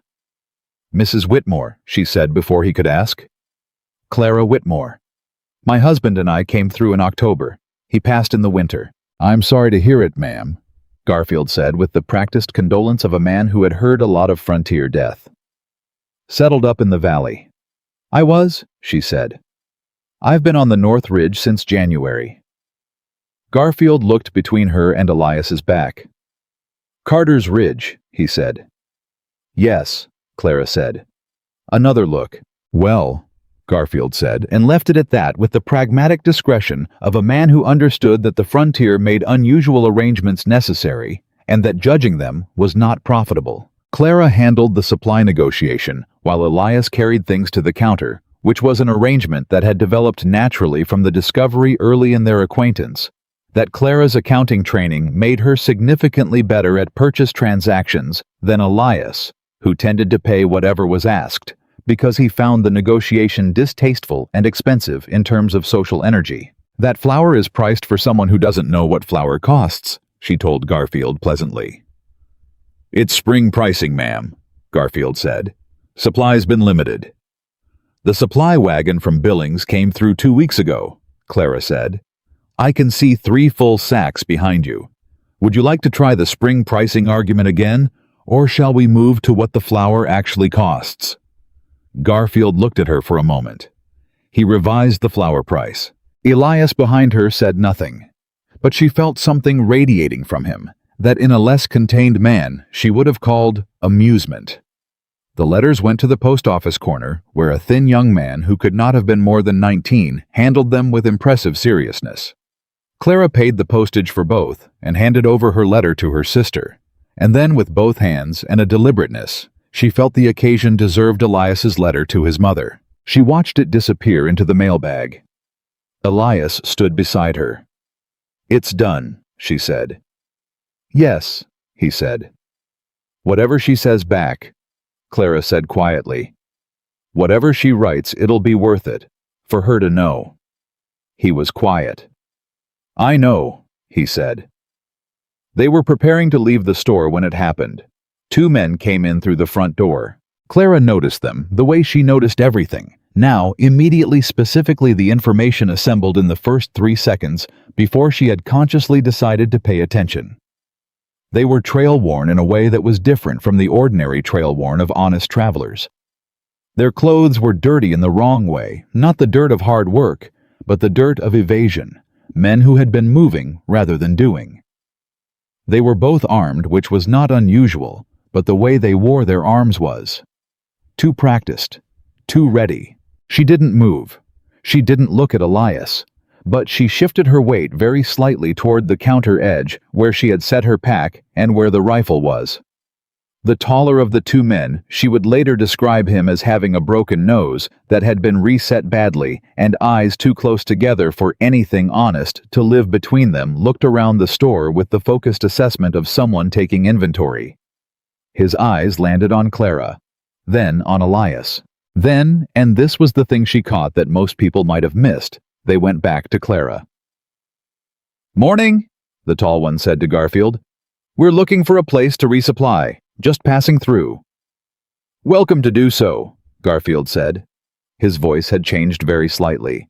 He could read them, too. The second man, shorter, younger, with something nervous in his movement that made him paradoxically more dangerous than the first, drifted toward the back of the store in a way that managed to look casual. He was positioning himself between the front door and Elias. Elias had noticed. Clara could tell because she could read him now, and what she was reading was a man who had gone very still, in the specific way of someone who had spent time in a war, knowing that stillness was intelligence that you assessed before you acted, and that the assessment window was short. "What do you need?" Garfield said. "Ammunition," the tall one said. "44 caliber, and whatever you got in the way of canned goods." "And I'll take a look at whatever you got behind the counter," the short one said from the back of the store. "Lady, you want to step aside from that pack?" He said the last part to Clara. Garfield made a sound. The tall one had a gun out before the sound finished. "Nobody needs to do anything dramatic," he said, with the weary confidence of a man who had done this before and found it tedious. "We're just going to take what we need and go. It's simple." He said this to the room in general, but his eyes stayed on Elias, because Elias was the problem, and he knew it. "Step back from the counter," he told Elias. Elias did not step back from the counter. "I said, I heard you," Elias said. His voice was completely level. Not aggressive, not afraid, the same voice he used to explain trap placement, to describe weather systems, to say difficult things that needed saying. "I'm thinking about whether I'm going to do it." The tall man's eyes narrowed. "There's 2 of us," he said. "I can count," Elias said. Clara moved. Not toward the rifle, she was too far, and she knew it. She moved toward the tall man's gun side 2 steps, and she said, "Sir," in a voice that was calm and clear, and pulled his attention exactly where she needed it, for exactly the 2 seconds she needed it pulled. Elias moved. He was faster than anything that large had any right to be, and he had crossed the distance to the tall man before the man's eyes had finished moving back from Clara. And then there was a brief and very efficient exchange that ended with the tall man sitting on the floor with his gun somewhere else, and an expression of profound surprise. The short man in the back swore and reached for his own weapon, and found himself looking at Clara Whitmore's rifle. She had gotten to the pack. She stood with the rifle raised, and her hands entirely steady, and her eyes on the short man with the specific focused attention she had learned from months of hunting, which was mostly about waiting and watching, and knowing exactly when to commit. "Don't," she said. Just the one word. The short man stared at her. He looked at his partner on the floor. He looked back at Clara. "Oh, I've spent a winter on that mountain," she said conversationally, as if they were continuing a discussion already in progress. "I've been colder than you will ever be in your life. I've stitched a man's arm back together on a table in January. I've run a trap line alone in temperatures that freeze the inside of your nose before you get 20 feet from the door." She kept the rifle absolutely level. "I am not frightened of you. Put your weapon on the ground." He put it on the ground. He did it slowly and carefully, with the movements of a man who had revised his assessment of the situation completely. Garfield, who had apparently been frozen behind his counter for the entire 30 seconds this had taken, suddenly unfroze and produced a shotgun from somewhere below the counter with the energy of a man making up for lost time. "I'll get the sheriff," he said. "Please do," Clara said. She kept the rifle up until the sheriff arrived, which took 11 minutes. She knew because she counted. Elias sat on a barrel near the front of the store and watched her with an expression she did not immediately have a word for. Not surprise exactly. Something deeper than surprise.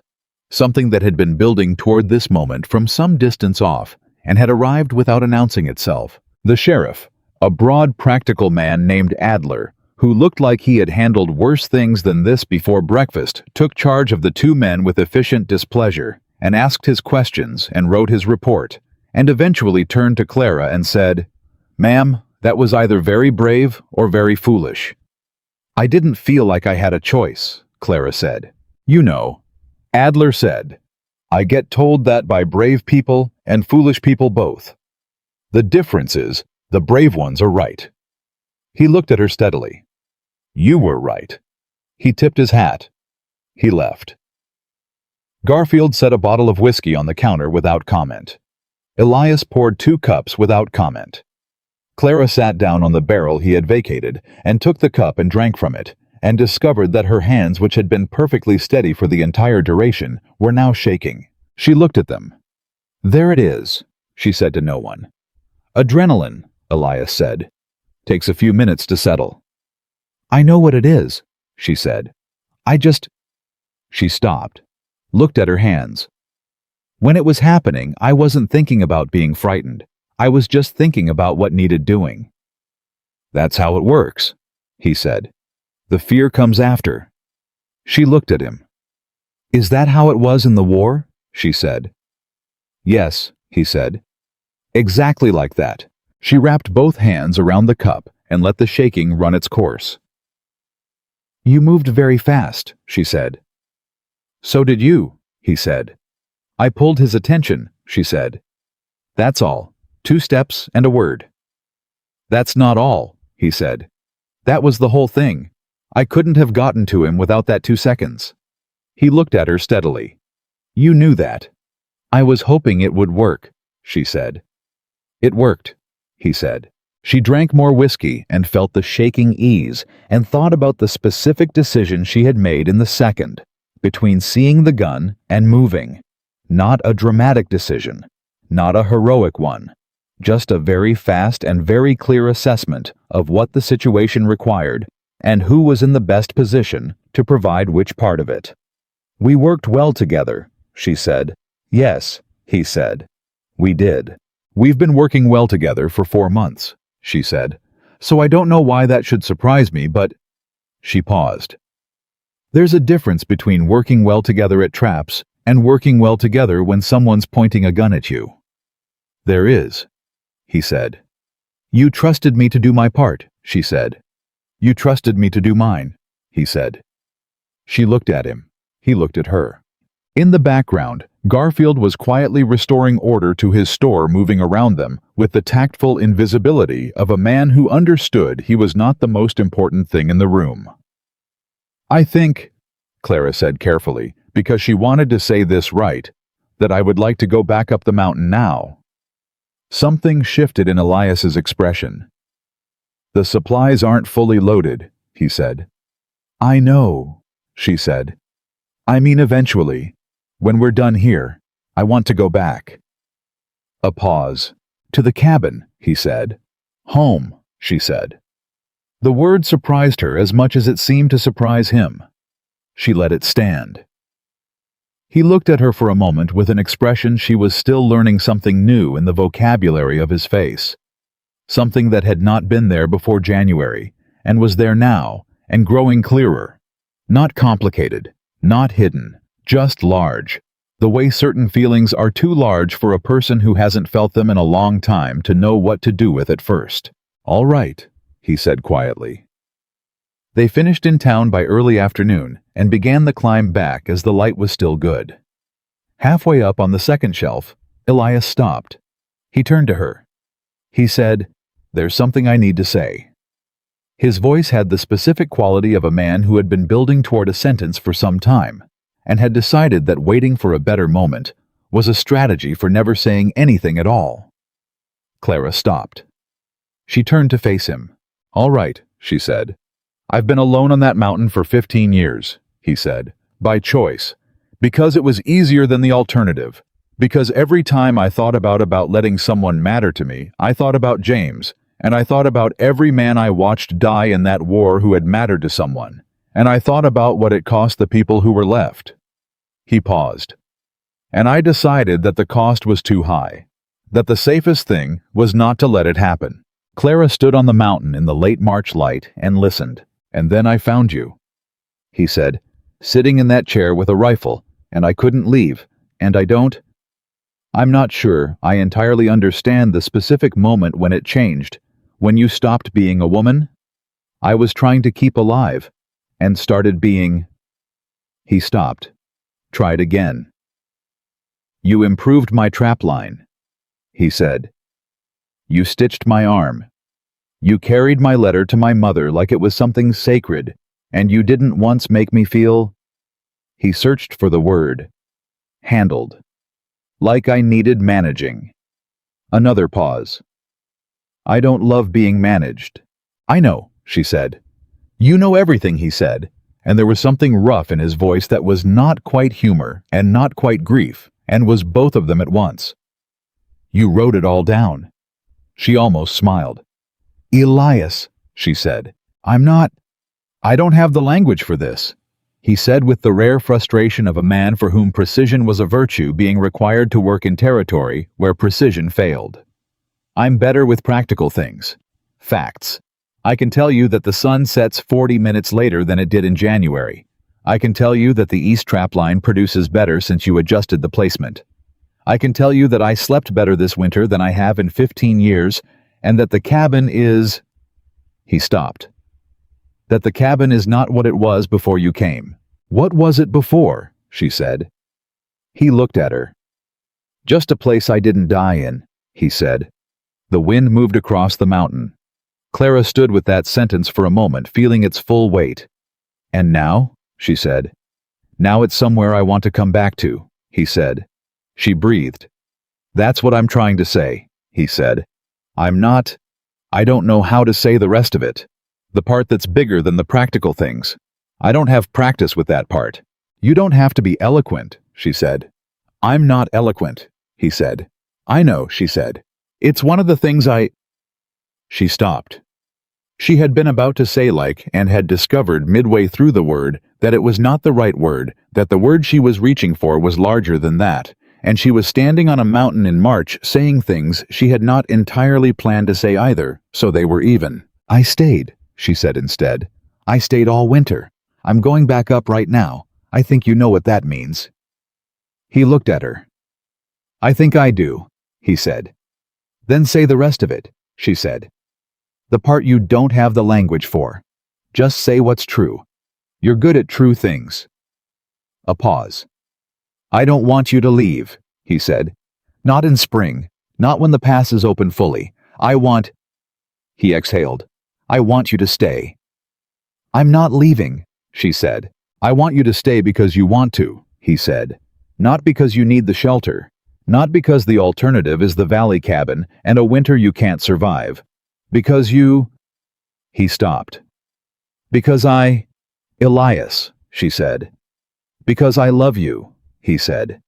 He said it the way he said everything true plainly, without decoration, without softening. Like a fact. Like something he had assessed and confirmed, and was now simply reporting. I don't know exactly when that happened, but it happened. The mountain was very quiet around them. Clara looked at this man standing on the trail with his pack on his back and his repaired arm and his 15 years of solitude and his dead brother and his letter to his mother and all the pieces of him she had collected over a winter and assembled into the most complete picture she had ever had of another person. I know, she said. You know, he said. I'm a very good note-taker, she said. He stared at her. She stepped forward and placed her hand on his chest, over the front of his coat, and felt the solid reality of him under her palm. I love you too, she said. I think I started in the first week when you told me I could improve the trap line and meant it. That's a strange thing to fall in love over. It's a practical thing, he said, and his voice had gone low and rough in a way that was different from its usual roughness. You're a practical man, she said. He put his hand over hers, the big, careful hand that had built her fire and stitched the harness and written to his mother and held her steady in 100 small ways across 4 months of a Montana winter. What do we do now? He said. We go back up the mountain, she said, and we live there, and we figure out the rest. It's not a simple life, he said. I don't want a simple life, she said. I want a real one. He looked at her for a long moment. Then he said, we should keep moving. Light's going to go.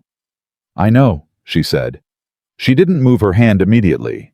Neither did he. Elias, she said.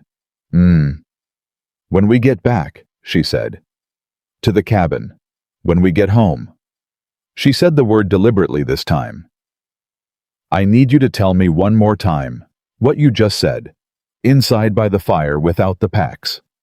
She paused. I want to hear it when we're not standing on the side of a mountain. He looked at her. Yes, he said. I can do that. She stepped back. She adjusted her pack. She started up the mountain. Behind her she heard him follow, and then he came alongside her on the wide section of the trail, and they climbed together the way they did everything in the parallel that required no management, no performance. Just two people who knew each other's pace and had stopped needing to explain it. Halfway to the third shelf, without looking at her, Elias said, I've been thinking about the south-facing slope below the cabin. What about it? She said. The snowmelt is going to create good soil drainage there, he said. Better than I thought. Ground's rocky but workable. She looked at him. You're thinking about a garden, she said. I'm thinking that someone who knows how to make reasonable adjustments based on current conditions might be interested in a garden," he said. Clara looked up at the mountain ahead of them, at the trail she knew now by heart, at the sky above it, that she could read the way she read text. "I'd like a garden," she said. "I thought you might," he said. They climbed. The mountain held them both, and the light stayed good longer than it should have, and somewhere below them in Harwick, a letter to a woman in Pennsylvania was making its way toward the mailbag, and the story that had nearly ended in a Frozen Valley cabin in January was still going, still being written one step at a time, up the side of a mountain, toward a home that had been waiting for both of them longer than either of them had known. They made it back to the cabin as the last light was failing. Clara pushed open the door, and the warmth hit her, first the banked fire they had left that morning still holding heat in the stones, the familiar smell of wood smoke and pine, and the particular combination of their shared living that she had stopped noticing weeks ago. The way you stopped noticing the smell of your own home, which meant she only noticed it now coming back to it after a day away, and it struck her somewhere low and solid in the chest. Home. She had said the word on the mountain and meant it, and she still meant it standing in the doorway. Elias came in behind her and set his pack down and went directly to the fireplace with the practiced economy of a man whose first obligation upon returning was always the fire. She watched him coax it back up from the banked coals, adding kindling, and then a small log, and then a larger one, working with the same unhurried precision that had once seemed to her like coldness, and now seemed to her like the deepest kind of reliability she had ever witnessed in a person. She hung up her coat. She started water for coffee. They moved around each other in the small cabin with the ease of long familiarity, not quite a dance, because a dance implied performance, and there was no performance in this. Just two people who had learned the dimensions of a shared space so thoroughly that they occupied it without collision, without negotiation, the way water finds the available space in a vessel. When the coffee was ready, she brought him a cup, and he was sitting in his chair by the fire, and she sat in hers, and for a moment, neither of them said anything. Then Elias said, "We're home." She looked at him over her cup.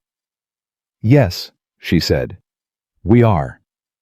He held her gaze for a moment, with the specific attention he brought to things that mattered, the full weight of those gray eyes that had never once pretended to feel something they didn't, or hidden something they did. "Clara," he said. "I'm listening," she said. "I love you," he said. He said it the same way he had on the mountain, plain, undecorated, factual. And it landed the same way it had on the mountain, which was with the force of something that had been true for a long time, and was simply now being said out loud. But here inside the cabin by the fire, with the coffee warm in her hands and the familiar walls around her, it was different in one specific way. It was permanent. On the mountain, it had been said in passing air, in open country, in the moving world. Here, it was said inside the thing they had built together, and the walls received it, and it stayed. "I love you too," she said. "I told you that on the mountain." "You did," he said. "I wanted to hear it here." She looked at him. "You asked me to say it inside by the fire without the packs," he said, and the corner of his mouth moved in the way it did when he was acknowledging something he found privately satisfying. "I'm capable of remembering things without writing them down." "Only some things," she said. "The important ones," he said. She smiled, a real one, unguarded, the kind of smile that had not come easily or often in the months before this man appeared outside her cabin with an axe and changed the direction of everything. She felt it happen on her face and did not try to moderate it. He watched it happen, and something in his own face did the thing it did so rarely, that each time it happened, it still caught her slightly off guard. It opened, just slightly, just enough. The careful containment he maintained against the world easing at its edges, letting what was inside be visible. "I'm going to start the South Garden in 2 weeks," he said. She laughed. "That's your response to telling me you love me," she said. "The South Garden. It's connected," he said without apology. "I've been thinking about it all the way up the mountain. The drainage will be good if we move fast enough in the melt. We can get a start on root vegetables and maybe beans if the season cooperates." "We," she said. "You said you wanted a garden," he said. I did, she said. Then it's we, he said simply. She looked at the fire. Elias, she said. What does this look like? She said. Going forward. What are we? What do you see? He was quiet for a moment. Not the silence of someone avoiding the question. The silence of someone taking it seriously, which was the only way Elias Carter took anything. I see the garden, he said. And the trap line running better than it has in 10 years. And the cabin expanded. I've been thinking about the east wall. There's room to push it out 8 feet, and that would give you space for a proper work table, not the thing you're currently making do with. He paused. I see us going down to Harwick in fall and spring together. I see a life. He looked at her. A real one. The kind you said you wanted. That's very specific, she said. I told you I was better with practical things, he said. You did, she said. What's the part that's not practical? He turned his coffee cup in his hands. I'm afraid, he said. She waited. I've been afraid since the second week, he said. When I realized that what I had told myself was simple, come down, help the widow in the valley, go back up clear. Conscience was not simple at all. That I had made a miscalculation. His jaw moved. The last time I let someone matter to me, the way you matter to me, I lost him. And I have not. He stopped. Started again. I have not fully recovered from that. I'm not sure a person fully recovers from that. I've just learned to carry it differently. Elias, she said quietly. I'm telling you this because you should know it, he said.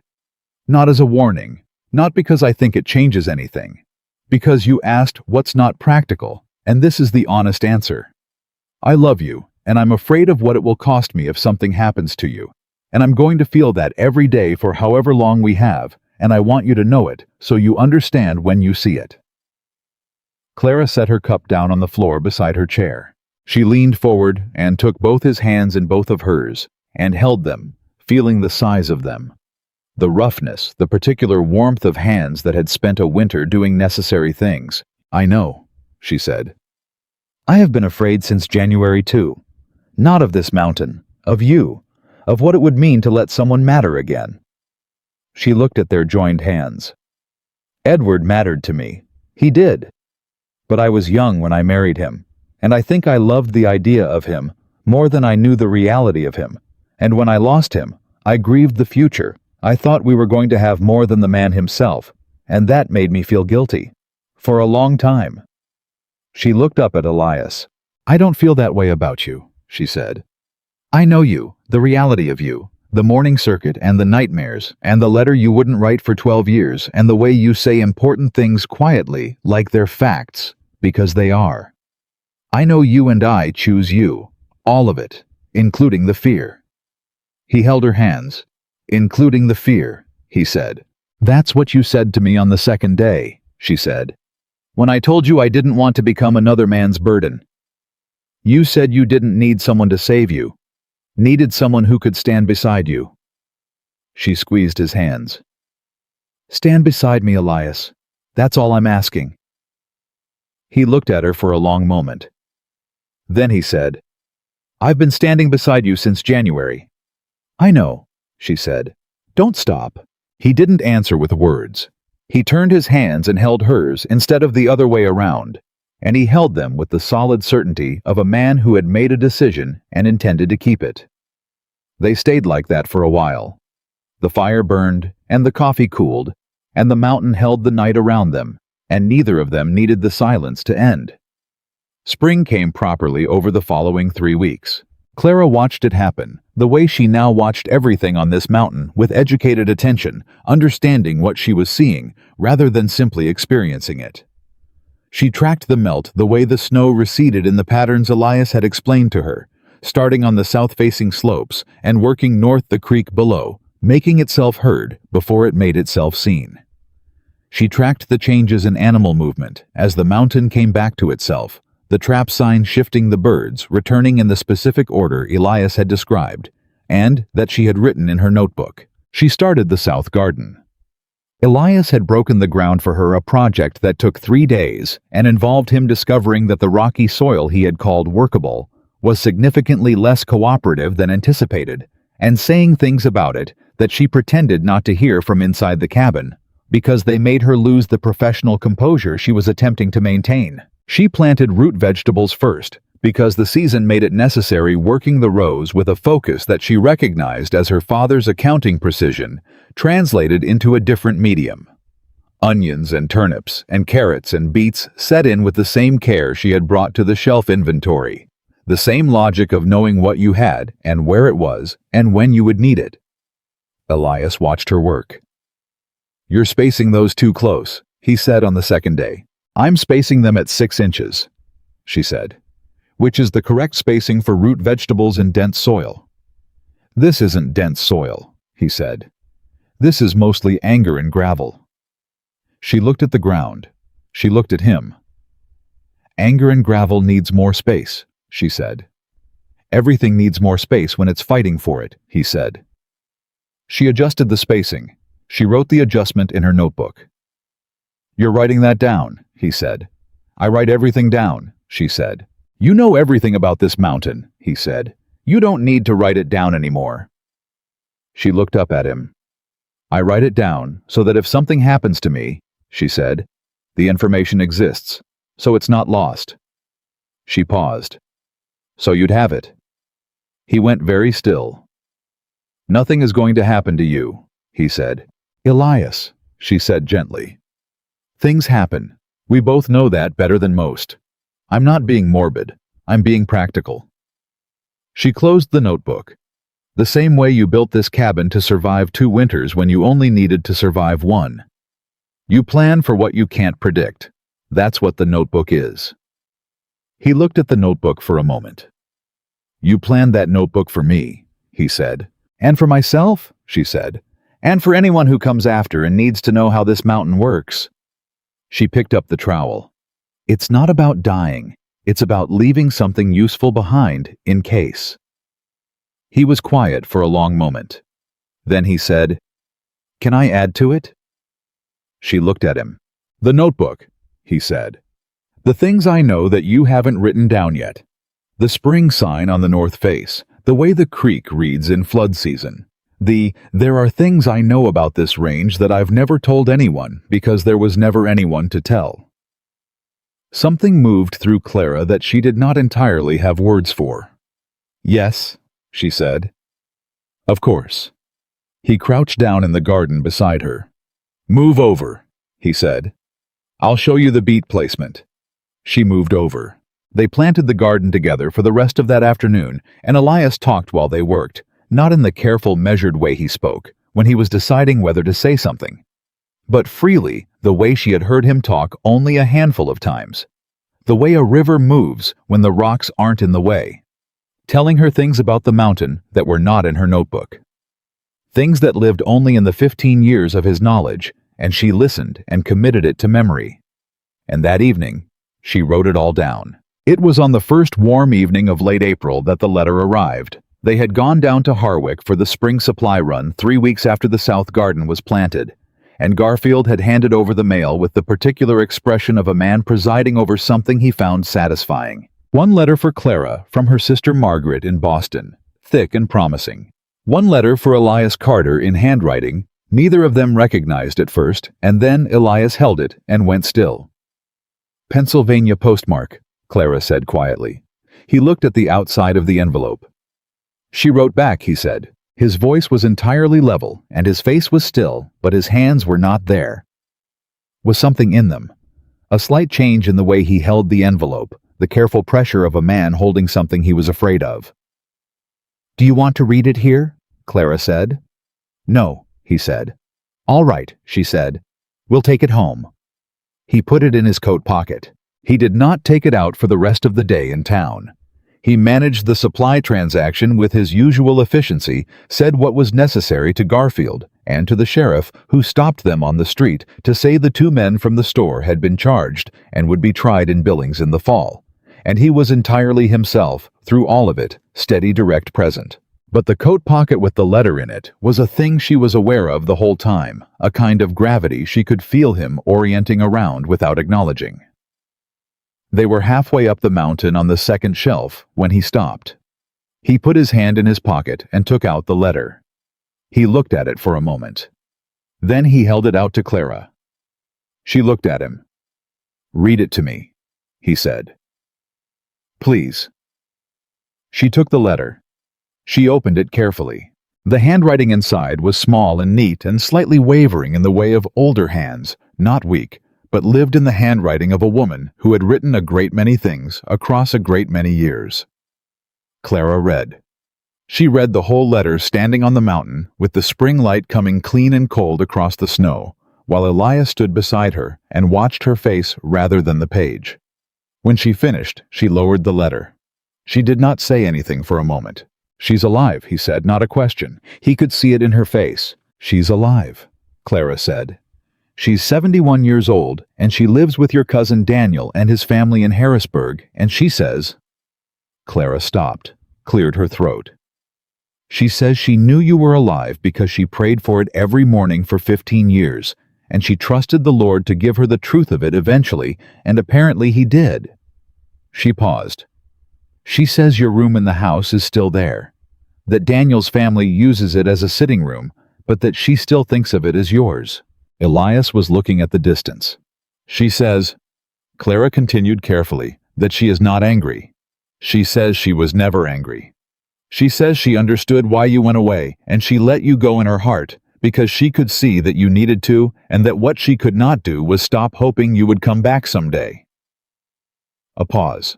"She says James is buried in the field behind the house, and that she planted a dogwood tree over him in the spring of '66, and that it blooms every April, and it is very beautiful, and she thinks James would have approved of the dogwood because he always liked things that were both pretty and impractical." Elias made a sound. Not quite a word. Just a sound low and short and swiftly controlled the sound of something that had been held in a very long time reaching the surface. "And at the end," Clara said, folding the letter very gently, she says she is so glad you found someone. She says she could tell from your letter that you had because the writing sounded different from what she had imagined of you all these years. It sounded, she says, like a man who had found his way back to the world." She held out the letter to him. He took it. He stood holding it for a long moment with his eyes fixed on the middle distance, the mountains and the sky, and the space of 15 years visible in his face. And Clara stood beside him and did not say anything and did not move away. After a while, he folded the letter and put it in his pocket. He cleared his throat. "She always was the most stubborn woman in Pennsylvania," he said. "She sounds extraordinary," Clara said. "She is," he said. His voice was rough at the edges. "She really is. You should write back," Clara said. "This week, before you talk yourself out of it." "I'm not going to talk myself out of it," he said. "You didn't write the first letter for 12 years, she said. "Don't let the second one take as long." He looked at her. "No," he said. "It won't." He started walking. She fell into step beside him. "Elias," she said. She said you sound like a man who found his way back to the world," Clara said. "I want you to know I think she's right." He walked. She let the silence be. Then he said, "I think the world found its way back to me." He glanced at her brief and direct, in the form of a very inconvenient widow who couldn't keep her fire lit. She laughed full and real, the laugh she had discovered she had up here on this mountain, the one that came from somewhere unguarded. "You're welcome," she said. He looked straight ahead, but she saw it, the full smile this time. The real one she had seen 4 or 5 times across the winter, each one more visible than the last. Each one a small act of trust. They climbed the rest of the way home. It was on the first evening of May, warm enough finally to sit outside on the porch. Elias had been expanding since the thaw. 3 new boards added to the east side, giving them enough room for 2 chairs facing the valley, that he disappeared inside for a few minutes, while Clara was watching the last of the light leave the mountains. She heard him moving around inside. Then he came back out. He stood beside her chair, and he was holding something in his hand, and the last light was catching it, and she looked up at him and then at the thing in his hand. It was a ring. Not a purchased ring. Not anything from a shop in Harwick or Billings, or anywhere with a glass case and a proprietor and conventional romantic presentation. It was a ring he had made, she understood immediately, from the metal of the broken trap component she had seen him working with at the table 3 evenings ago, when she had thought he was repairing equipment. It was not perfect. The metal was slightly uneven where he had worked it, and the fit was approximate rather than precise, and there was no stone, no engraving, nothing ornamental. It was exactly what it was, a thing made by his hands from the materials of their life, with the care he brought to everything that mattered.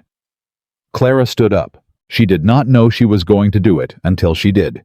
It pushed herself out of the chair to her feet and stood facing him on the porch they had built together in the spring light of the Montana mountains. "I've been thinking about how to say this," Elias said for about 3 weeks. "How has that been going?" she said. "Not well," he said. "I rewrote it 4 times in my head, and all 4 versions were too long and too complicated, and didn't say the thing I actually meant." "What do you actually mean?" she said. He looked at her. "I mean that I built this porch so we'd have somewhere to sit together in the evenings," he said. "I mean that I started a south garden because you mentioned wanting one, and I haven't grown anything in 15 years, but I was willing to try because you were willing to try. I mean that my mother knows I'm alive because you carried a letter against your chest for 6 weeks like it was something sacred." He paused. "I mean that I sleep without nightmares more nights than not now. For the first time since the war." Clara pressed her lips together. "I mean that this mountain is different than it was before January," he said. "I am different than I was before January, and the difference is you. All of it is you."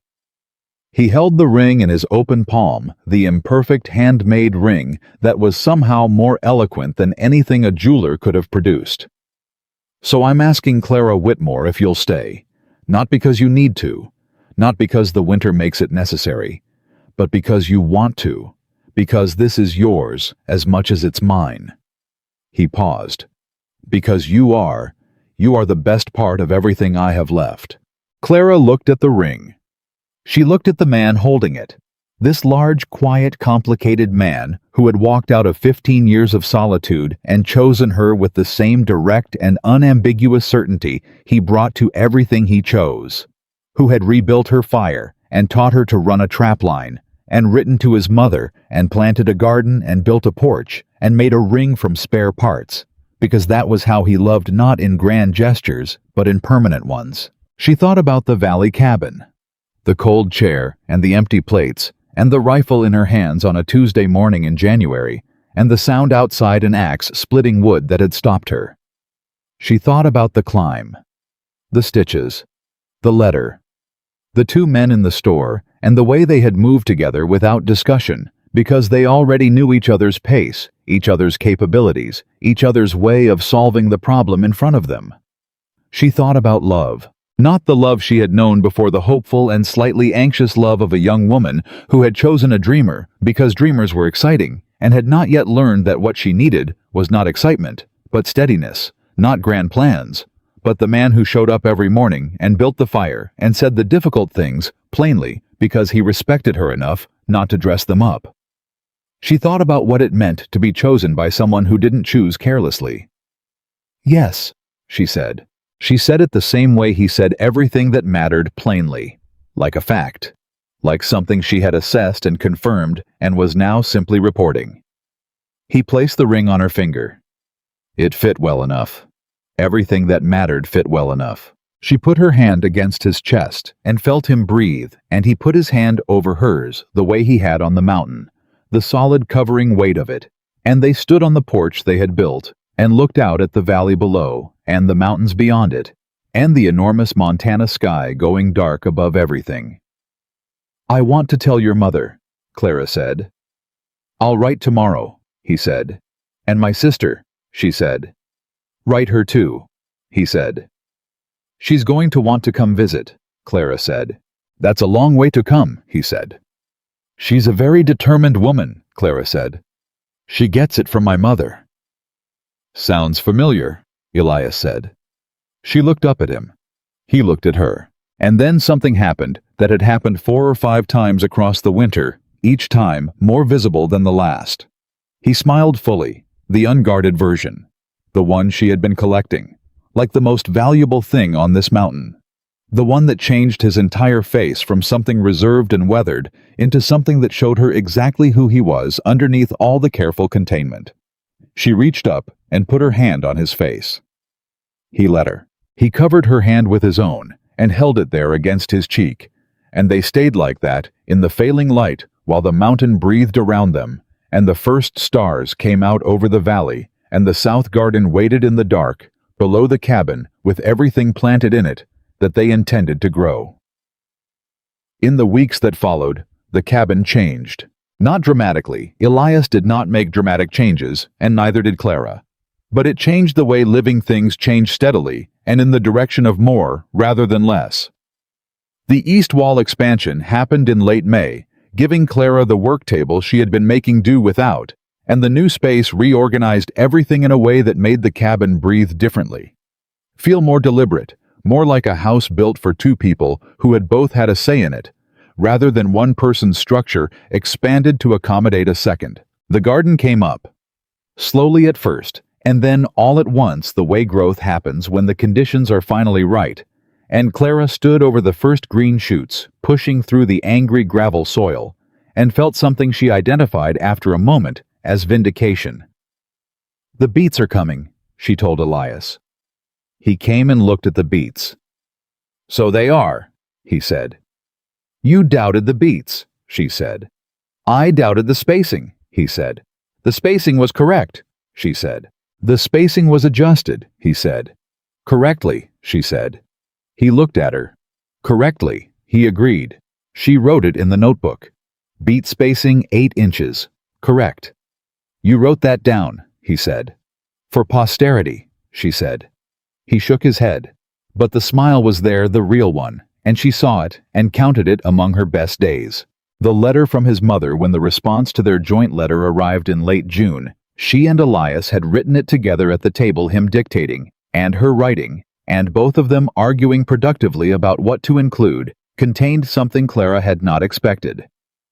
Margaret Carter had written separately to Clara, a page and a half in that lived-in handwriting, and Clara read it alone at the work table, on a morning when Elias was on the upper line, and she read it twice, and then sat with it for a long time, before she trusted herself to fold it up and put it in the inside of her own notebook. What it said was this: "I prayed for my son every morning for 15 years, and I prayed for his happiness, and I was prepared to pray for another 15 years if that was what was required. I did not pray for you specifically because I did not know you existed. But I believe now that you are the answer to a prayer I was praying without knowing exactly what I was asking for. You brought him back to the world. That is a thing I cannot repay. I can only tell you that in my heart you are already my daughter, and I am already grateful for every day you are beside him." Clara sat with that for a long time. When Elias came back from the upper line, she was at the stove, and she said, "Good run." And he said, "3 rabbits, and the fox sign is back on the east approach." And she said, "I'll adjust the placement tomorrow." And he said, "I know you will."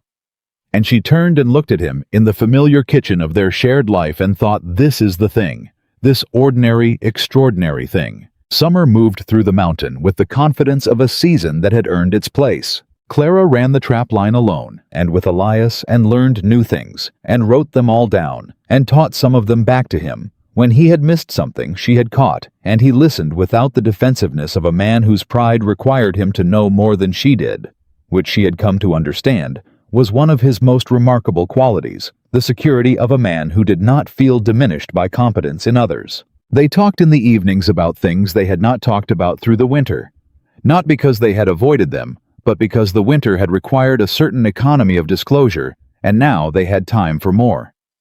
She told him about her father's print shop, and the smell of ink, and the weight of the accounting ledgers, and the first time she had found an error her father had missed and had not known whether to say so. He told her about his boyhood with James, the specific texture of having a brother 3 years younger, who made everything louder and brighter and considerably more chaotic the games they had played in the fields behind the Harrisburg house. The particular way James had of finding the thing that was funny about any situation, no matter how grim. He told her things about James she had not heard yet, and she listened the way she always listened, completely, without hurry, understanding that each thing he told her was a thing he was trusting her with a piece of the grief he had been carrying alone for 15 years and was now sharing the weight of. One evening in July, she said, "I think you should go to Harrisburg." He was quiet. "Not forever," she said. "Not even long, just to see her, while you can." "The mountain," he started. "I can run this mountain for 2 weeks," she said. "You know I can. You've seen me do it."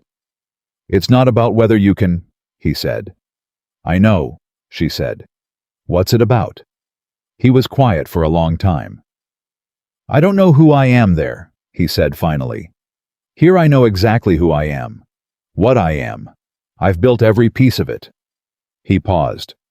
"There I'm the boy who left and didn't come back, and I don't—" "You're the man who came back," Clara said. "That's who you are there now. You came back. Late and by letter and imperfectly, but you came back." She looked at him. "James would tell you the same thing." He breathed. "You didn't know James," he said. And it was not an argument, just a reminder, gentle. "No," she said. "But I know you. And you are enough like him in the ways that count that I can guess." Long silence. "In the fall," he said. "Before the passes close again. I'll go." "I'll be here when you come back," she said. He looked at her. "I know," he said. "That's the only reason I could go." On the last evening of July, exactly 6 months after Elias had first appeared outside her cabin in the valley with an axe and a spare coffee cup, Clara sat on the porch they had built together and looked at the ring on her finger. Imperfect and handmade and exactly right, and thought about the woman she had been in January. The woman in the frozen chair with nothing left. She thought about that woman with compassion rather than shame, which was something it had taken her the better part of 6 months to manage. That woman had not been weak. That woman had done extraordinary things alone for 4 months in conditions that broke people bigger and more experienced than she was. And she had done them without training, without preparation, without anyone beside her until she ran out of the kind of strength that exists only in isolation, the kind that has no one to be strong for, and eventually collapses under its own weight. She had not needed rescuing. She had needed a reason.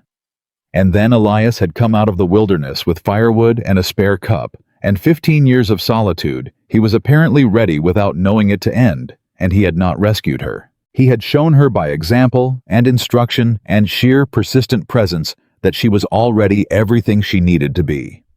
That the strength had been there the whole time. That what strength required to sustain itself was not absence of difficulty, but presence of someone who believed in it. She heard the door behind her. Elias came out and handed her coffee and sat in the chair beside hers and looked at the valley below in the last of the summer light. "I've been thinking," he said. "About what?" she said. "The notebook," he said. "Your notebook." She looked at him. "When I was out on the line today, I was thinking about the things in it," he said. "The trap placement, and the weather patterns, and the soil notes, and the roots, and all of it." He paused. "It's a remarkable document." "It's a practical document," she said, giving his word back to him. "Practical things done consistently are extraordinary," he said, giving hers back. She felt warmth move through her chest. "What were you thinking about it?" she said. "I was thinking that when we go down to Harwick in the fall," he said, "we should have it copied, properly. So there are 2 versions." He looked at her. "One for the cabin, one for in case, the way you said." She looked at the ring on her finger. "In case," she said. "This mountain has things in it that should be known," he said. "Not just by us, by whoever comes after. If someone comes after." "Someone will come after," she said. "People keep coming west." "Then they should know about the north tree line drop," he said, "and the beat spacing." 8 inches, she said. "In angry gravel," he said. She laughed. He sat with his coffee and the evening light and the particular stillness that had always been part of him, and that she had learned to live inside of, had come to find not empty, but full of the things he chose not to say, which were vastly outnumbered by the things he chose to do. "Elias?" she said. "I'm happy," she said. He looked at her, not surprised, not uncertain, not performing anything. Just looking at her with the full attention of those gray eyes that had seen everything clearly from the beginning and had chosen her with full information and without reservation. "Good," he said. One word, quietly, with the whole of what he meant behind it. She turned back to the valley. He turned back to the valley. They sat together on the mountain they had learned from and fought and worked and survived in the home they had built out of necessity and stayed in out of something much larger. As the summer light faded over Montana and the first cool breath of the coming autumn moved through the pines and the stars came out one by one over the place where two broken people had decided each in their own way that they were done being broken. Clara Whitmore had come west following a dreamer and had nearly died in the wilderness he left behind. She had not died. She had become something the wilderness itself had not anticipated. A woman who learned its language and spoke it back, who mapped its secrets and planted in its difficult ground and kept its fire and ran its lines and stood with a rifle in a general store and did not flinch, who carried other people's letters against her chest and wrote down everything worth knowing and loved a silent man back into the world he had abandoned. She had not been rescued. She had been met. And Elias Carter, who had spent 15 years on a mountain running from everything that had ever cost him anything, who had built walls out of solitude and called it peace, who had mistaken the absence of loss for the presence of safety, Elias had been met too, by the one person stubborn enough, precise enough, clear-eyed enough, and strong enough to stand in the exact middle of who he was and not look away. Their love was not a fairy tale. It was better than that. It was real, built in the hardest season of both their lives, tested by the mountain and the cold, and the things they had each carried too long alone, and it had held. Not because it was easy, because they were both at their core people who did not give up on the things that mattered.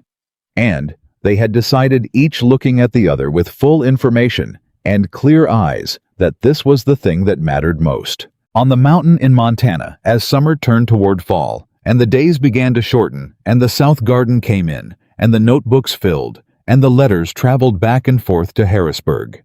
Clara Whitmore Carter.